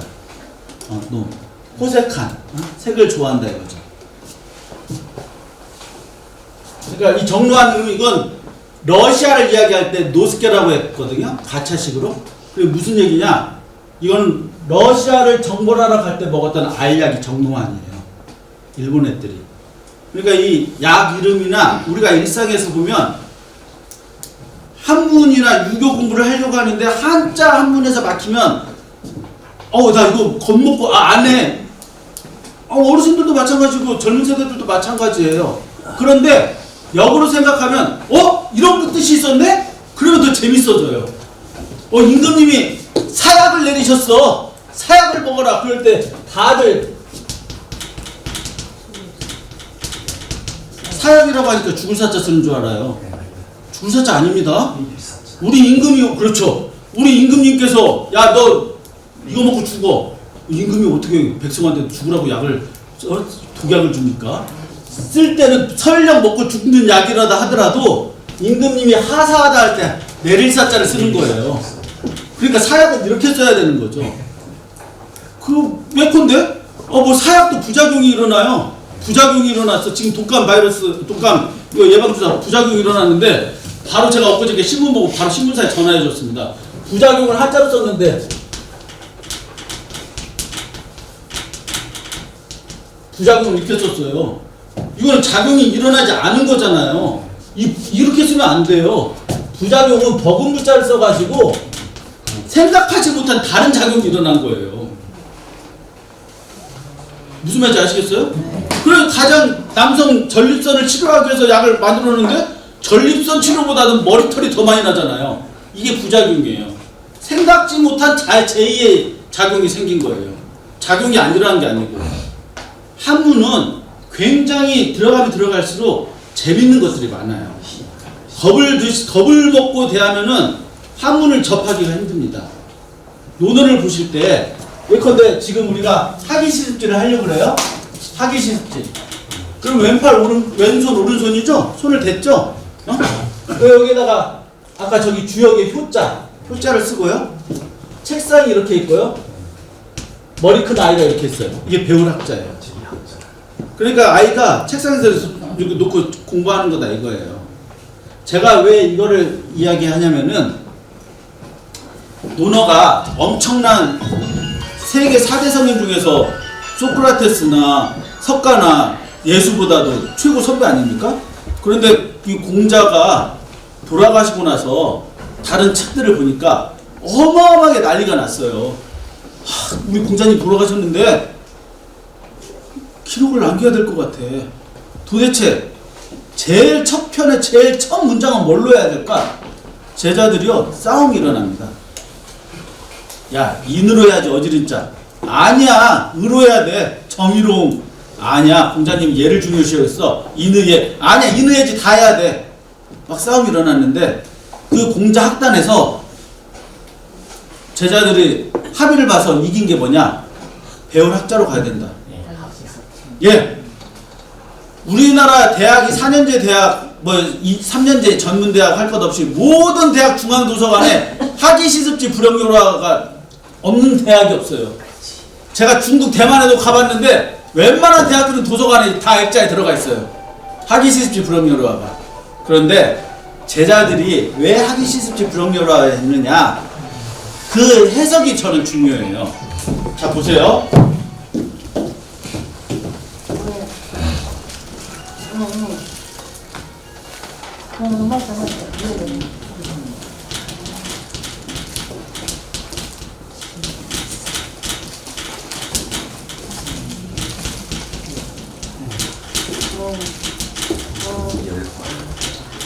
배우고 그리고 이게 시습이 중요한데요. 때시자 익힐 시자 이렇게 돼 있어요. 때때로 익힌다. 네, 대부분 이 해석이 맞아요. 이 해석이 맞고 배우고 때때로 익힌다. 그러니 배우고 본받는다는 뜻이에요. 본받는다. 선생님이나 부모님이 하신 것을 내가 그대로 본받는다. 그러니까 가장 그 공자님이 하신 말씀 중에서 가장 어려운 게 뭐냐면 정명사상인데요. 정명. 이름에는 그 이름에 바른 역할이 있어요. 임금이 임금다워야 되고 공자가 제나라 경공을 만나러 갔는데 경공은 저 단상이 있지 않습니까? 우리나라도 조선왕조 보면 드라마 앉아서 이거 잘못된 거예요. 우리나라도 왕은 이렇게 의자에 가서 당 위에 가서 당 상에 가서 이렇게 있고요. 계단이 있으면 신하들 그 밑에 가서 이렇게 서 있습니다. 만약에 무릎을 꿇거나 이렇게 딱 이렇게 보면 임금님이 앉아있는 그 발만 보여요. 발만. 임금님 얼굴이 안 보인단 말이에요. 공자가 제나라 경공을 딱 봤는데 제나라 경공이 발가락 10개 금가락지가 껴있다는 거예요. 그래서 눈을 좀 이렇게 올려봤더니 손가락 10개도 금가락지가 다 껴있다는 거예요. 옷가락지가. 그래서 재경공이 공자한테 정치가 어떻게 하면 정치를 잘하냐? 그랬더니 공자가 딱 한마디 했잖아요. 한자도 되게 쉬워요. 군군 신신 부부 자자. 많이 들어보셨죠? 임금이 임금답고 신하답고 부부자자. 아비가 아비답고 자식이 자식다워야 된다 이거예요. 그런데 가장 어려운 게 이 답다라는 거예요. 어떤 게 그럼 다운 거입니까? 어떤 게 다운 거죠? 임금이 임금다워야 되는데 어떤 게 부부다워야 되는 거죠? 이게 가장 어려운 겁니다. 그래서 공자께서 돌아가시고 사망 후에 제자들이 그거 어려운 거야. 그 본받는 게 어려워. 그래서 이거를 본받는다 이렇게 되어 있습니다. 가르칠 교자도요. 원래는 아까 제가 이렇게 효도가 이렇게 되어 있는데 원래 옛날 갖고 있는 진나라 때 책을 보면은 어떻게 되어 있냐면요. 이렇게 되어 있어요. 가르칠 교자가. 희한하죠. 배울 학자, 때릴 국자예요. 그러니까 배우면서 또 때리고, 그러니까 이 교학 상장이에요. 배우고 가르치는 게 같이 성장하는 거거든요. 공자 사후의 제자들이 그래 불초소자, 우리가 부모님 전상서에도 불초 소생이 글을 씁니다. 닮을 초자, 닮지 못해서, 아버지를 닮지 못해서, 선생님을 닮지 못해서 이렇게 쓰거든요. 선생님, 아버지, 성현들 닮아야 돼. 본받아야 돼. 그리고 이 시습을 저는 때때로 익힌다고 이렇게 해석 안 합니다. 저 김용재는 배우고 그리고 그 배운 것을 본받은 것을 그 시대에 맞게 익혀야 된다. 저는 이렇게 해석합니다. 시대에 맞게 습해야 된다. 그래야 공자가 지금 돌아가신 지 2600년이 됐는데 그 시대에 맞게 배운 것을 융통성 있게 내놔야 될 거 아니에요. 옛날 공자 시대는 남녀 칠세 부동석입니다. 우리나라 조선시대 때도 조선 성균관에 가보면요 600년 된 은행나무가 있는데 은행나무도 어떻습니까? 수컷은 나무가지가 이렇게 인간하고 똑같아가지고 수컷은 이렇게 위로 뻗어요. 암컷은 어때요? 옆으로 뻗어요. 그래서 그 냄새나는 은행들이 길거리에 안 떨어져요. 이거는 다 동성이 심어져 있기 때문이에요. 조선 성균관 명륜당에도 유생들, 국비자 학생들 오면 야 은행이 떨어지는 거 보면 여자 생각날 거 아니에요. 그래서 거기에다가 똑같은 동성의 은행나무를 심어놨어요. 그래서 은행이 안 떨어져요. 장정 7명에도 이렇게 은행나무가 어마어마한데 1년에 링거비만 2천만 원 든대요. 어? 그러니까 지금은 어때요? 남녀 칠세 지남철입니다. 유치원 애들도 여자친구 있고 남자친구 있어요. 근데 지금 유치원 애들한테 야 떨어져서 해 은행나무 이거 봐라 이렇게 떨어져서 공부해야 돼 씨알도 안 먹힙니다. 뭐냐 그 시대에 맞게 적용할 줄 알아야 된다 이거예요. 그것이 공자가 성인이 된 이유입니다. 맨날 옛날 거 그대로 해라? 그럼 이거 유교는 꼰대 되는 거예요. 옛날 사람 되는 거예요. 그 시대에 맞게 응용하고 변통할 수 있는 능력이 있어야 된다 이거예요. 그래서 사마천이가 유명한 말을 했습니다. 무슨 말을 했느냐? 공자의 학위시습지를 제자들이 참 제대로 했다.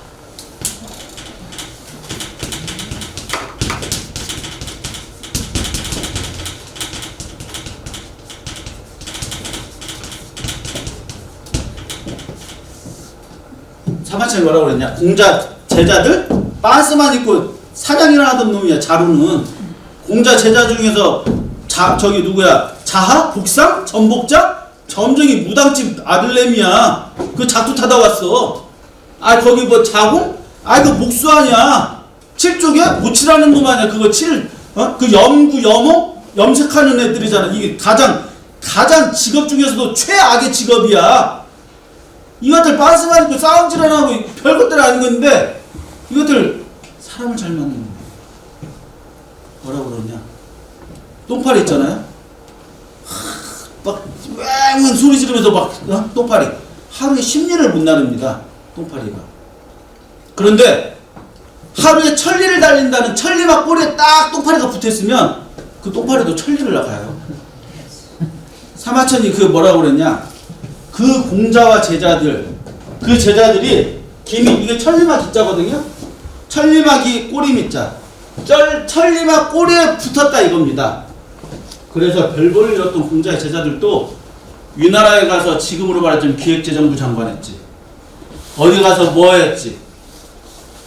그래서 2500년이 지나도 서로를 기억하고 있다는 거예요. 이 논어 속에서 공자가 자기 아들이 먼저 일찍 죽습니다.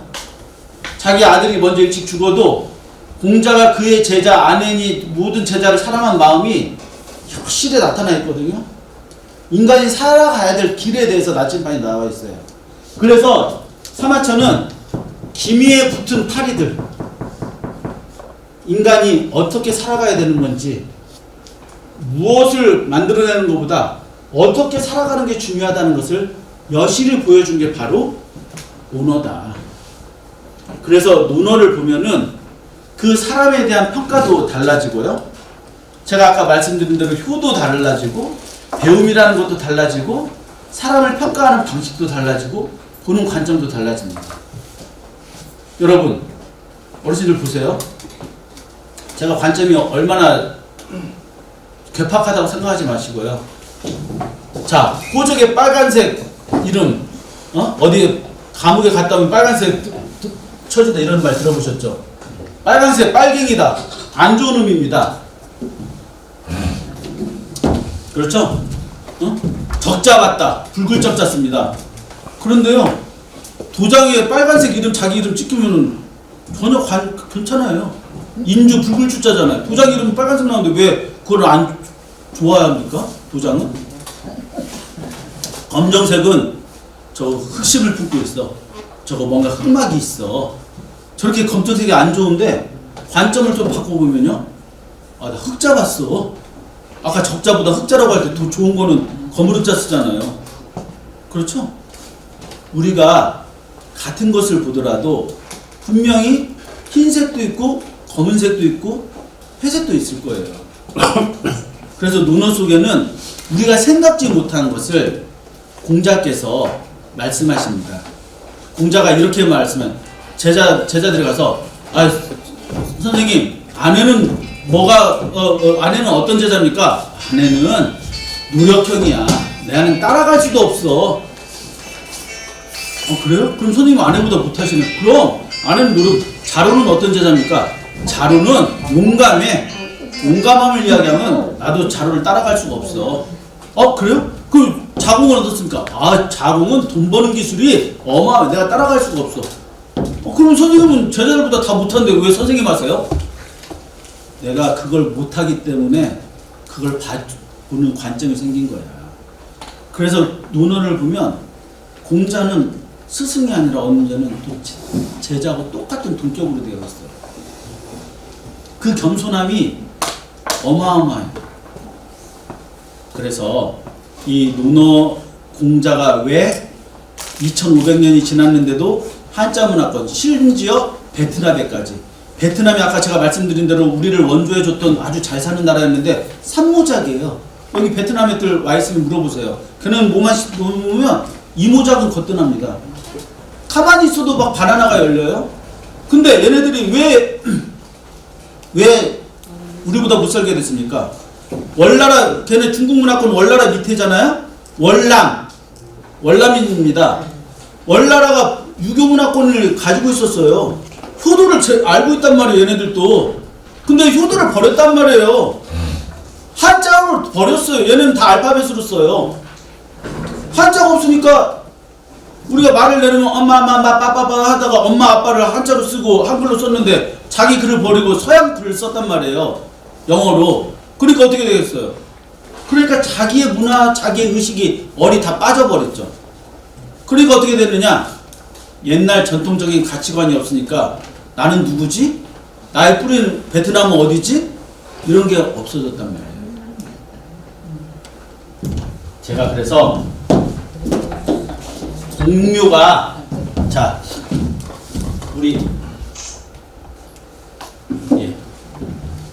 어차피 유림들이시고 우리 저기 지역에 이쪽 함양 안해안교나 남계선 뭐 전부 다 보시면 어차피 이거는 꼭 아셔야 되기 때문에 한 20분 남았는데 이걸 꼭 말씀드리고 가고 싶습니다. 정승 10명이 죽은 대제학 한 명만 못하다는 거예요. 무슨 말인지 아시겠죠? 그러니까 영이 3정승 했어? 국무총리 했어? 야 죽은 대제학 한 명을 못 이겨.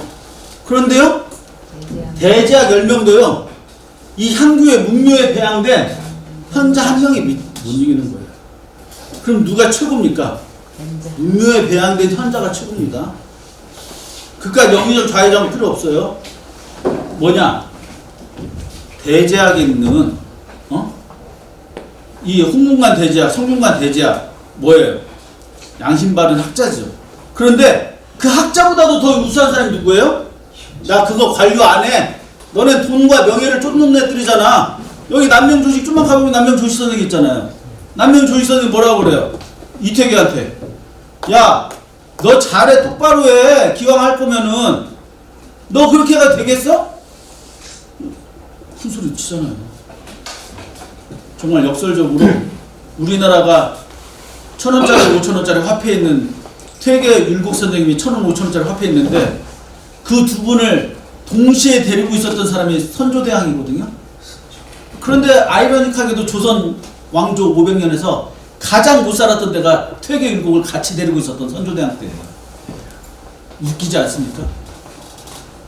이 말을 임금님께서 현자의 말을 듣지를 않기 때문이에요. 그래서 문묘에 배양됐다는 것은 엄청난 가치를 가지고 있다는 겁니다. 여러분들 우리나라 문묘 배양 저는 반드시 주장하고 싶은데요. 우리나라 제가 어디 적어놨는데 이거 그걸 안 가져갔구나. 그러면 안 되겠네. 우리나라 문묘 배양이 총 그 18명으로 됐습니다. 동국 18명, 동국 18년. 그런데 저는 왜 우리가 18명만 돼 있어요? 19명, 20명 계속 나와야죠. 중국도 계속 있거든요. 근데 일본이 와가지고 우리나라 성균관, 서울 성균관에 대못질을 합니다. 야, 너네는 그냥 천황 업적들 기록하는 걸로만 해. 이거 붓쟁이로만 해. 그리고 너네는 뭐 공부할 필요 없어. 이렇게 문을 닫아버리니까 그 이후에 기록에 남은 사람이 없어요. 우리나라 이 이후에 정약용 선생도 어마어마하잖아요? 제가 정약용 선생 이거는 딱 한번 하고 가야 되겠다.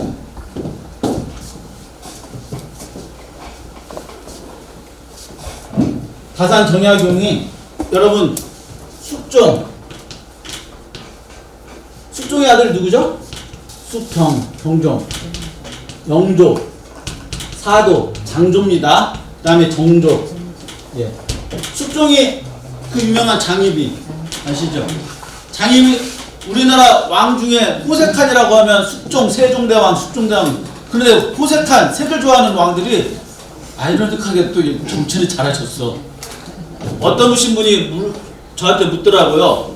언제는 조를 쓰고 언제는 종을 쓰느냐 많이 물어보시던데 원칙은 없습니다만 뭔가 업적을 내놓는 분들 있잖아요. 왕을 세웠어.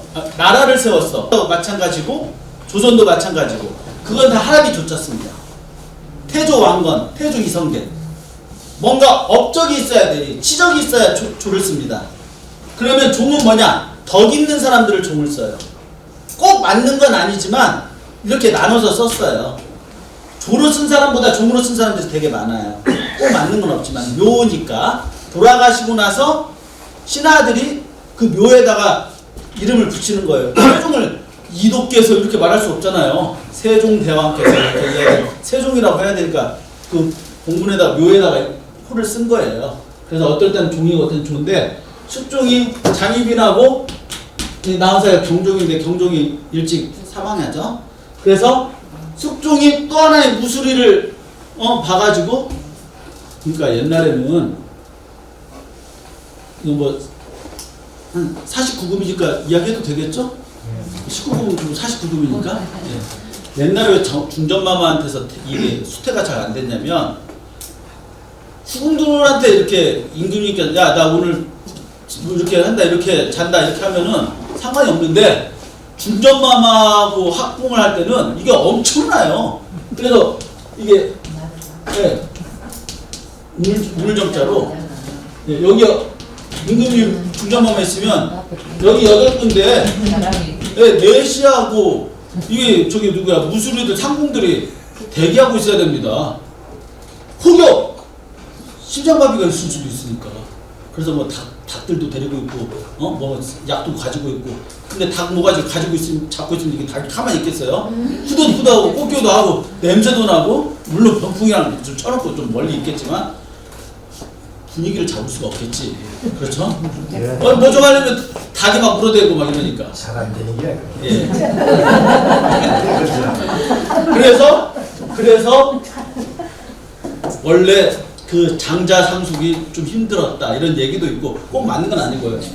그래서 무수리한테서 쉽게 얻은 영조가 고위를 잡았는데 영조는 어떻습니까? 영조는 아킬레스건 자기의 단점이 뭐예요? 엄마가 천하의 무술이에요. 그러니까 이거 영조를 끌어내리려고 하는 당이 있거든요. 그러니까 어때요? 영조가 가만히 보면서 누가 나를 반대하지? 그래서 고위에 올라가지고 연두 기자에게는 지금으로 말하자면 지금은 몸이 좀 안 좋고 연로해서 내가 아들을 낳았으니 사도를 빨리 세자로 책봉해서 얘를 사도를 왕으로 앉혀야 되겠다. 사도가 지금 10살도 채 안 됐는데 그러면은 그때 이런 말을 영조가 했을 때 신하들 중에 앉아있는데 신하들 중에 어떤 신하가 전하 그러하시옵소서 이렇게 하는 놈은 저놈이 내 반대파구나. 그리고 이쪽에서는 전하 아니되옵니다. 전부 다 만부당하십니다. 옥체 보존하시옵소서 저놈이 내 찐 팬이구나. 그래서 이놈은 갖다 유배를 보내죠. 어디로 보냅니까? 제주, 섬. 물 건널 제자잖아요. 제주가 다 죽어요. 그래서 가장 악지를 섬에다가 보냅니다. 그 다음으로 보내는 데가 어디예요? 삼수갑산. 삼수입니다. 산수가 아니라 삼수. 대마고원 있는데 산수가 아니라 삼수. 예, 거기에다 보내고 그 다음 삼수 밑에 갑산. 제3의 악지는 갑산. 제4의 악지는 어디예요? 벽동인가. 그 다음에 창성. 그 다음에 창성. 그래서 이걸 벽창. 벽동과 창성에 사는 소를 벽창우라고 그래요. 고집이 반어. 그래서 벽창우. 벽창우가 아닙니다. 벽창우. 막 산세가 너무 험한데 소 거기에 사는 벽창우도 엄청나게. 그래서 우리나라 5대 유배지가 있어요. 그래서 영조가 해마다 나는 또 그 다음에 또 이렇게 난 집은 연루해서 그러면 또 그럼 유배 갑니다. 그럼 유배 갑니다. 놀라지 마세요. 조선 27대 왕 중에서 제일 오래 보위에 있었던 사람이 영조예요. 맨날 물려준다고 하니까 안 물려줬어. 50몇 년 했어요. 왕자리만 50몇 년 했어요. 하느님 노릇을 50몇 년 했어요. 그러고 나서 아들 사도는 어때요? 스트레스 엄청 받지.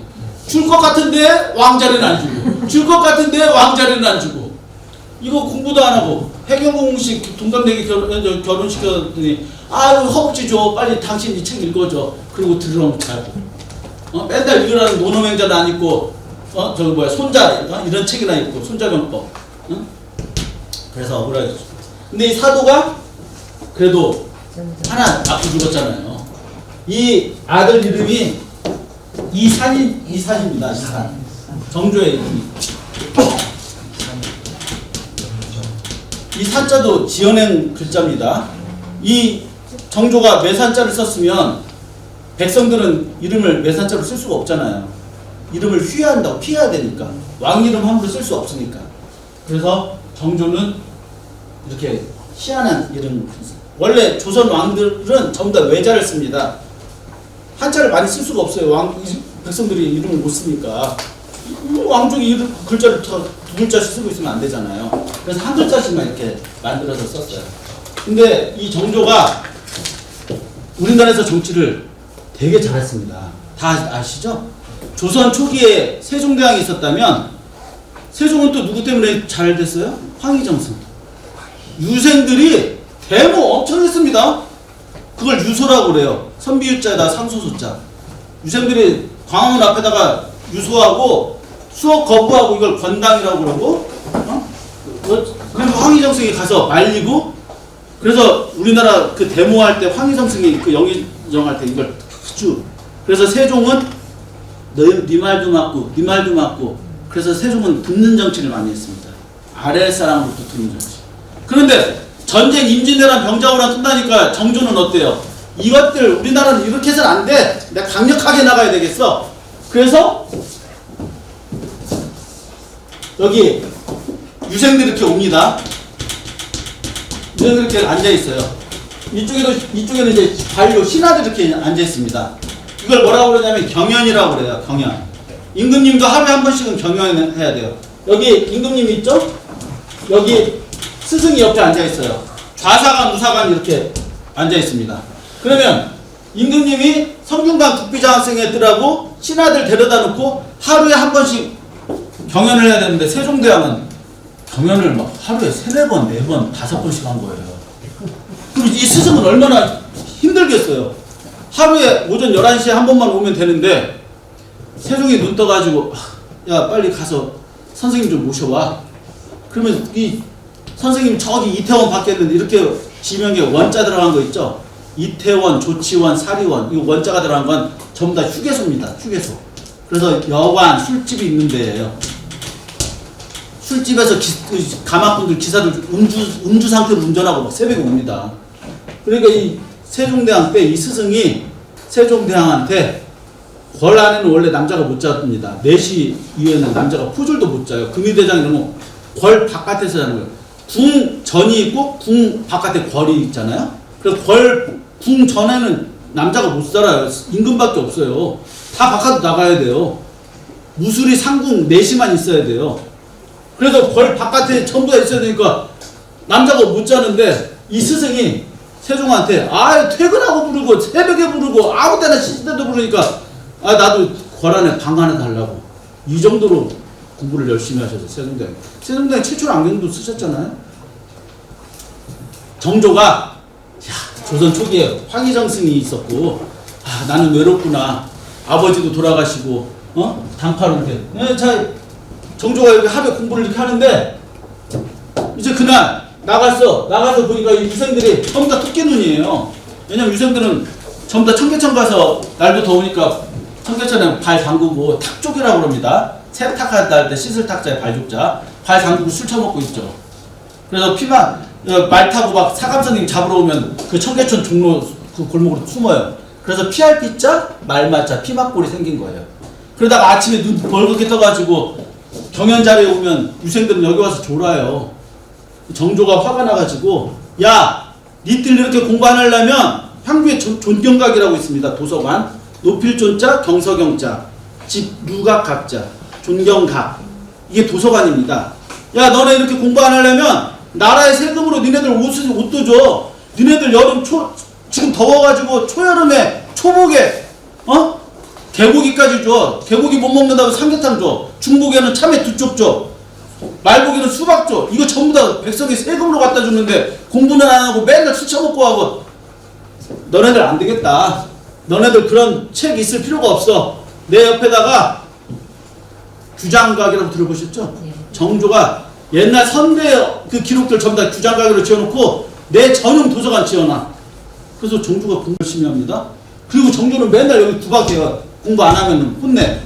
그래서 그날 새로운 이 재생들이 와가지고 인사를 나누는데 맨 끝에 가서 예컨대 성은 김가이고 본은 광산입니다. 이름은 용재입니다. 이렇게 얘기하면 맨 끝에 와서 성은 정가이고 이름은 야경입니다. 정야경이에요. 너 이모생이라고? 너 말띠야? 우리 아버지가 이모년에 돌아가셨는데? 너 몇 월에 태어났어? 몇 월에 우리 아버지가 돌아가신 달인데? 너 며칠에 태어났어? 나도 다르구나. 이 아버지가 돌아가신 달에 돌아가신 연도에 태어난 정약용이가 여기서 인사를 했는데 정조가 그러는 거예요. 너는 왜 이렇게 얼굴이 곱상하게 생겼냐? 너 정약전하고 어떤 사이야? 형제지간이야. 정약전은 울그락불락하고 술도 잘 먹고 너는 왜 이렇게 안경도 쓰고 너는 왜 이렇게 뽀얗고 생김새가 그렇게 생겼어? 그랬더니 주변에 스승이 모르는 게 없는 만물박사예요. 그래? 한번 물어보자. 뭘 이렇게 이렇게 알아? 물어보면 좁속히 다 알아요. 그러니까 이 정조가 정약용을 너무 이뻐합니다. 그래서 밤에 이렇게 불러가지고 삼경이 지난 이제 자시가 정도 되는데 12시 1시 됐는데 0시 1시 지나가는데 신하한테 저 명륜당에 가가지고 동지에서 자고 있는 야경이 좀 오라고 해라. 지금 자고 있는데요. 야밤이 괜찮아. 임금이 오라면 와야지. 하면 정약용이 눈 비비고 보면 정조가 이 용포에서 야경아 이거 청나라에서 온 붓인데 한번 써봐. 기가 막히게 잘 써줘. 그 다음날 또 야경이 부르면 야경아 이거 청나라에서 온 벼른데 번지지가 않아. 야경아 이거 청나라에서 온 책인데 한번 읽어봐봐. 정약용 기숙사 방에 임금님이 주신 이게 책들이 이렇게 있어요. 문구류가 이렇게 있어요. 누가 말도 못해. 왜냐면 정약용이 너무 똑똑하니까. 근데 정약용이 너무 똑똑하니까 이제 임금님께서 나도 공부도 잘하고 열심히 하는데 이거 전부 다 야경이한테 관심이 다 가니까 정조가 어떻게 됐습니까? 곧불 걸렸다 하고 닷새 동안 안 나와요.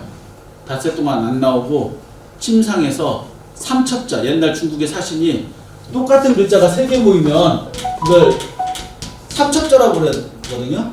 나무목이 3개 모이면 빽빽할 삼자, 여자가 3개 모이면 한자, 이런 게 있죠. 이게 40개가 있다고 알려주고 간 거예요. 강의자전에, 5편에. 그러니까 정조가 그래 부풀 걸렸다고 팥죽만 먹으면서 안 나오면서 이 40자를 달달 외웠어요. 달달 외웠다가 매일매일 경연을 하던 정조께서 부풀 걸려서 안 나오니까 유생들은 좋았겠죠? 그 다음에 닷새 만에 이제 나왔어. 정조가 나와가지고 여보세요? 공부를 하려고 그러니까 임금님이 공부를 이제 하려고 그러니까 스승님이 이제 맥자 무슨 편을 펴보십시오. 공부를 하겠습니다. 그냥 임금님께서 아유 스승님 오래간만에 드시면 일주일 만에 나왔는데 타짜놀이 좀 하고 내일부터 맹자 공부하겠습니다. 예컨대 이렇게 했단 말입니다. 그래서 그럼 뭘 할까요? 아 옛날 청나라에 사신이 똑같은 글자가 3개 모이면 삼척자가 40개 있다고 그랬는데 나 불현듯 생각이 났다. 이제 거짓으로 5일 동안 공부하고 나와가지고 그러니까 내가 한자 되면 누가 학생이 하나 나와가지고 겨루기를 하자. 누가 나왔겠어요? 정약용이가 나왔단 말이에요. 정약용 나오니까 그러면 임금님 정조께서 먼저 야 나글자 3개 모여서 수정정의이다. 그랬더니 정약용이가 나무목 3개 모여서 빽빽할 3입니다. 그래? 계집녀 3개 모여서 한사할간이다. 그랬더니 사람이 모여서 물이 중요입니다. 한자씩 이렇게 썼어요. 주거니 받거니. 그런데 지금 서로 15개씩 하니까 30개를 했단 말이에요. 정조는 외워가지고 왔잖아요. 정약용은 갑자기 불러가지고 그 즉석에서 하는데도 그냥 술술술 나왔단 말이에요.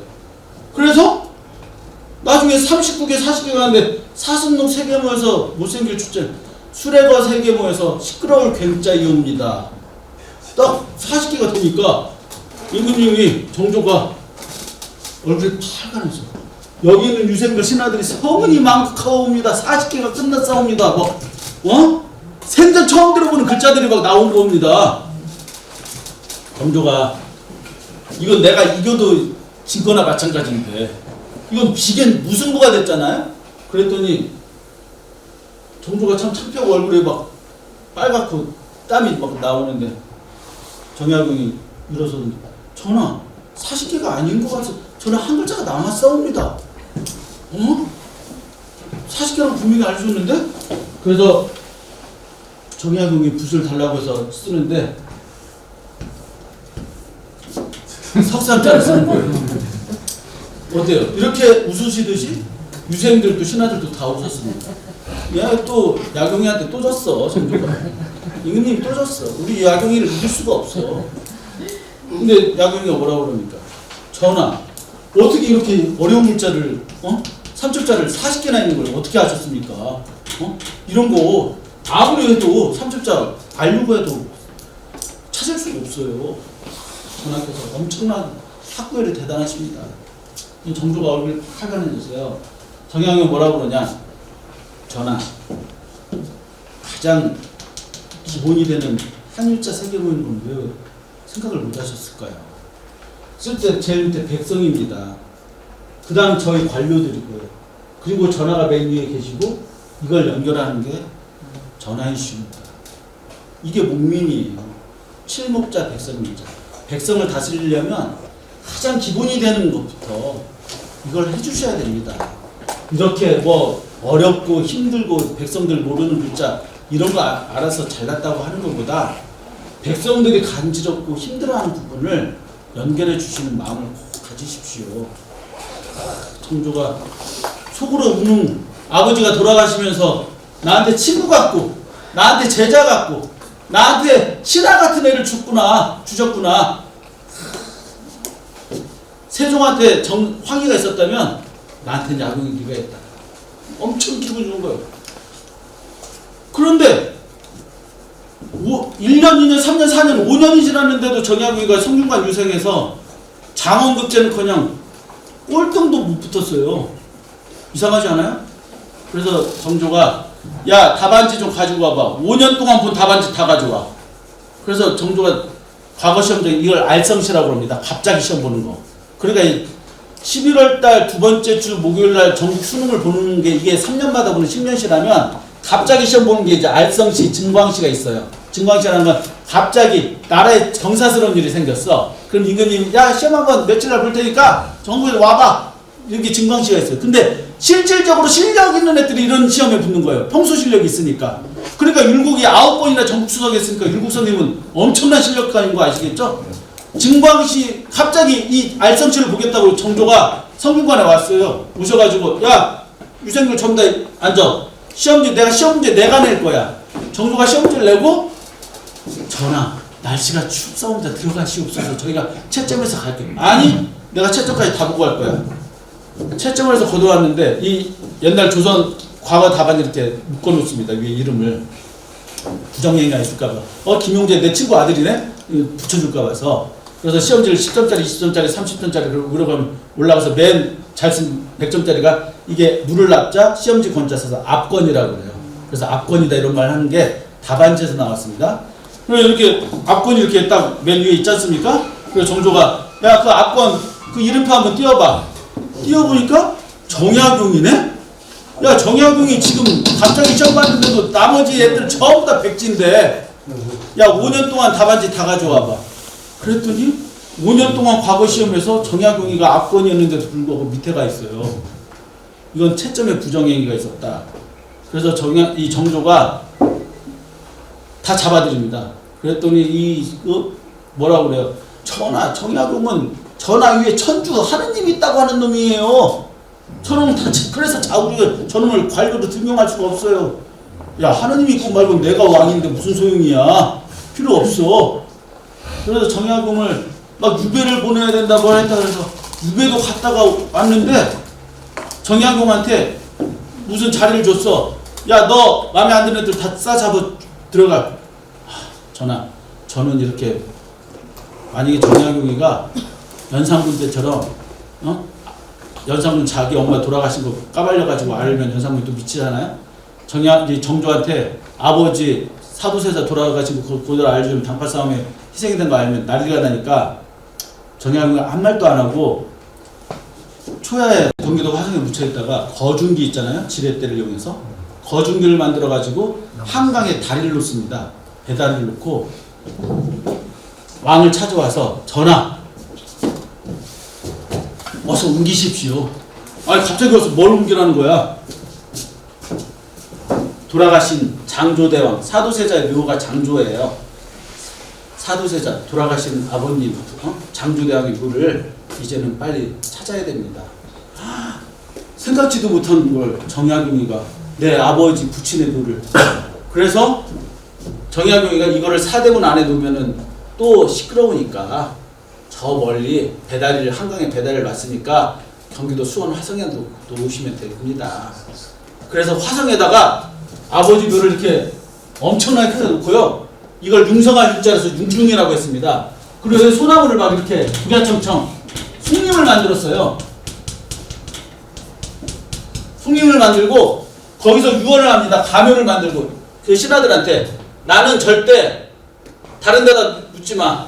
사대문 안에다가 묻으려고 하지도 하지 마. 한양 땅에 나 여기 화성에다가 우리 아버지 바라보도록 서쪽에다가 나를 묻고 난 절대 입건할 때 남쪽을 바라보게 하지 마.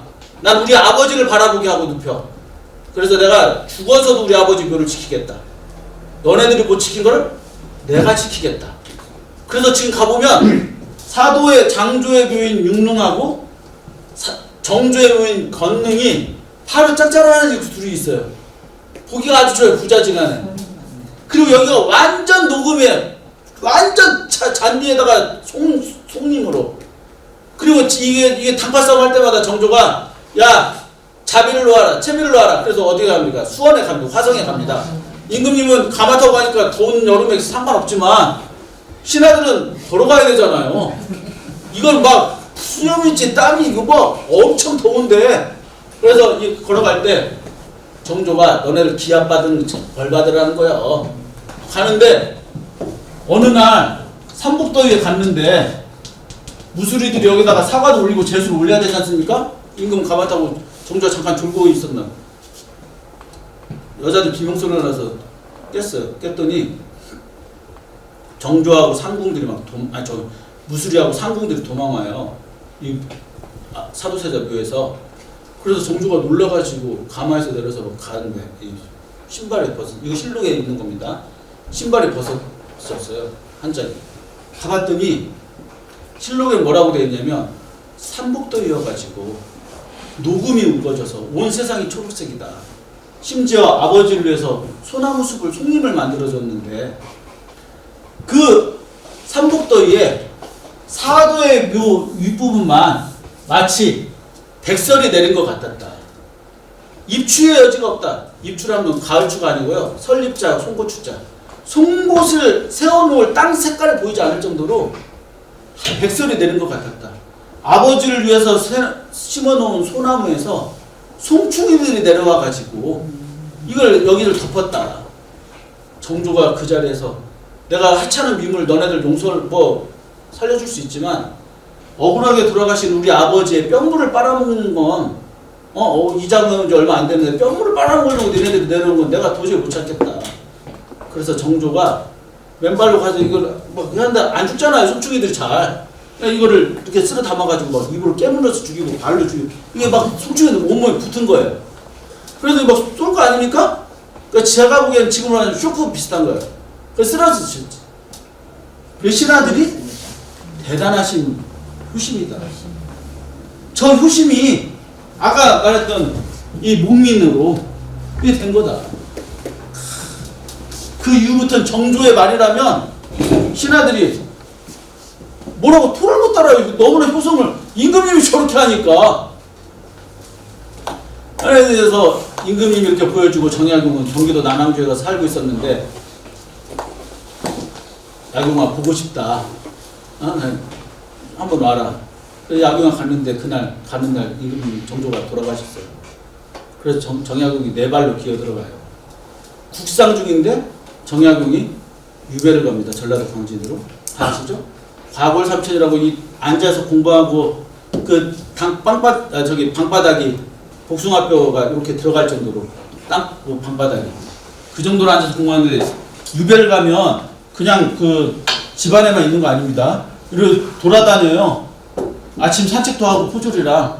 그런데 관아에 가서 보니까 아침 새벽에 관아에 아무도 없는데 추운 새벽에 그런데 어떤 안악이 애기 갓난아기는 등에 업고 또 갓난아기가 앞에 업고 양쪽에 애들도 있는데 검은 그 피가 묻은 검붉은 이 광목에다가 피를 가지고 와서 그 사또를 찾고 아침 새벽부터 해도 안 떴는데 그래서 정약용이가 유배지에서 후자로 같이 가다가 뭐하는 안악이길래 그렇게 울음소리가 슬픕니까?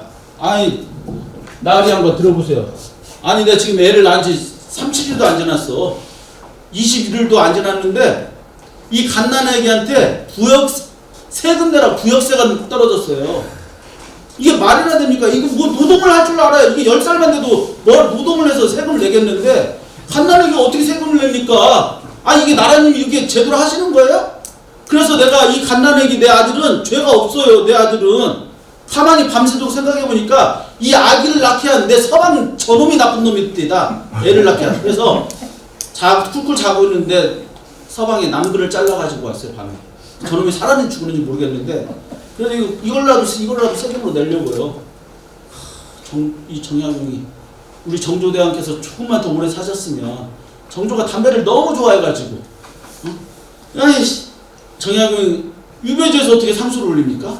그래서 유배지에서 시를 씁니다. 시를. 그 시가 슬플 내자, 끊을 절자, 변양자, 남자 양기를 끊어버린 슬픔이다. 애절량이라는 시.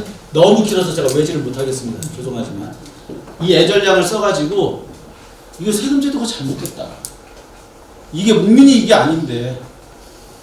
그러니까 이 우리나라의 유교가 당쟁도 마찬가지입니다. 다카시도루가 너네 이거 당장으로 이거 한 거 아니야? 너 분열 낸 거 아니야? 그런데요, 저는 당쟁을 그렇게 보지 않아요. 전제 왕권 시대에서 짐이 곧 법이잖아요. 내가 곧 마음대로 다 할 수 있어요. 그런데 그 왕도 왕 노릇하게끔 함부로 못하게 제동을 건 게 당이에요. 그래서 이렇게 하시오 상소내고 당쟁하고 서로 의논하고 이게 민주주의의 서막이잖아요. 프랑스의 루이 왕정에서도 있을 수 없는 일을 조선에서 했단 말이에요. 그러니까 시각이라는 게 분명히 아까 흑자니 적자니 인준이 붉은색 검정색처럼 보는 관점에 따라서 얼마든지 달라질 수 있잖아요. 우리나라의 실록도 마찬가지예요. 선조가 제가 아까 율곡이의를 이야기했는데 우리나라 실록이 또 똑같은 왕에 관한 실록이 2개씩 존재합니다. 선조실록이 있고 선조수정실록이 있어요. 선조실록은 북인 정권이 잡았을 때인데 이때는 뭐라고 적어놓느냐, 이이졸, 율곡 이이가 죽었어. 이이졸 딱 3글자 적어놓습니다. 왜? 북인들은 이 율곡을 별로 안 좋아해. 근데 선조 때 이 북인이 정권을 잃고 서인이 잡았어요. 서인이 잡아놓고 야, 그 실록 잘못돼서 다 불태워버려. 지금 이 선조 수정실록을 낼 거야. 율곡 이이는 뭐 어쨌고 뭐가 어쨌고 9번 장원을 했고 뭐 이렇게 다 적은 엄청난 기록이 있어요. 그래서 서인들이 야, 저거 다 불태워 라고 하면 아무런 의미가 없어요. 그런데 우리나라 조상들이 이거 불태우지 마. 쟤네들이 정권을 잡았을 때도 쟤네들의 기록에 뭔가 의미가 있어. 우리도 우리의 의미가 있어. 이건 먼 날 우리의 후손들이 평가할 수 있게 내버려두자. 그래서 우리 유교가 가지고 있는 것은 정치에서부터 시작해서 백성들에 이르기까지 굉장히 객관적이고 또 이 사실적이고 이것을 교육적인 면으로 연화준 게 많다. 그래서 우리나라에서도 이제 유교를 좀 새로 볼 수 있는 관점을 가져주셔야 되겠다.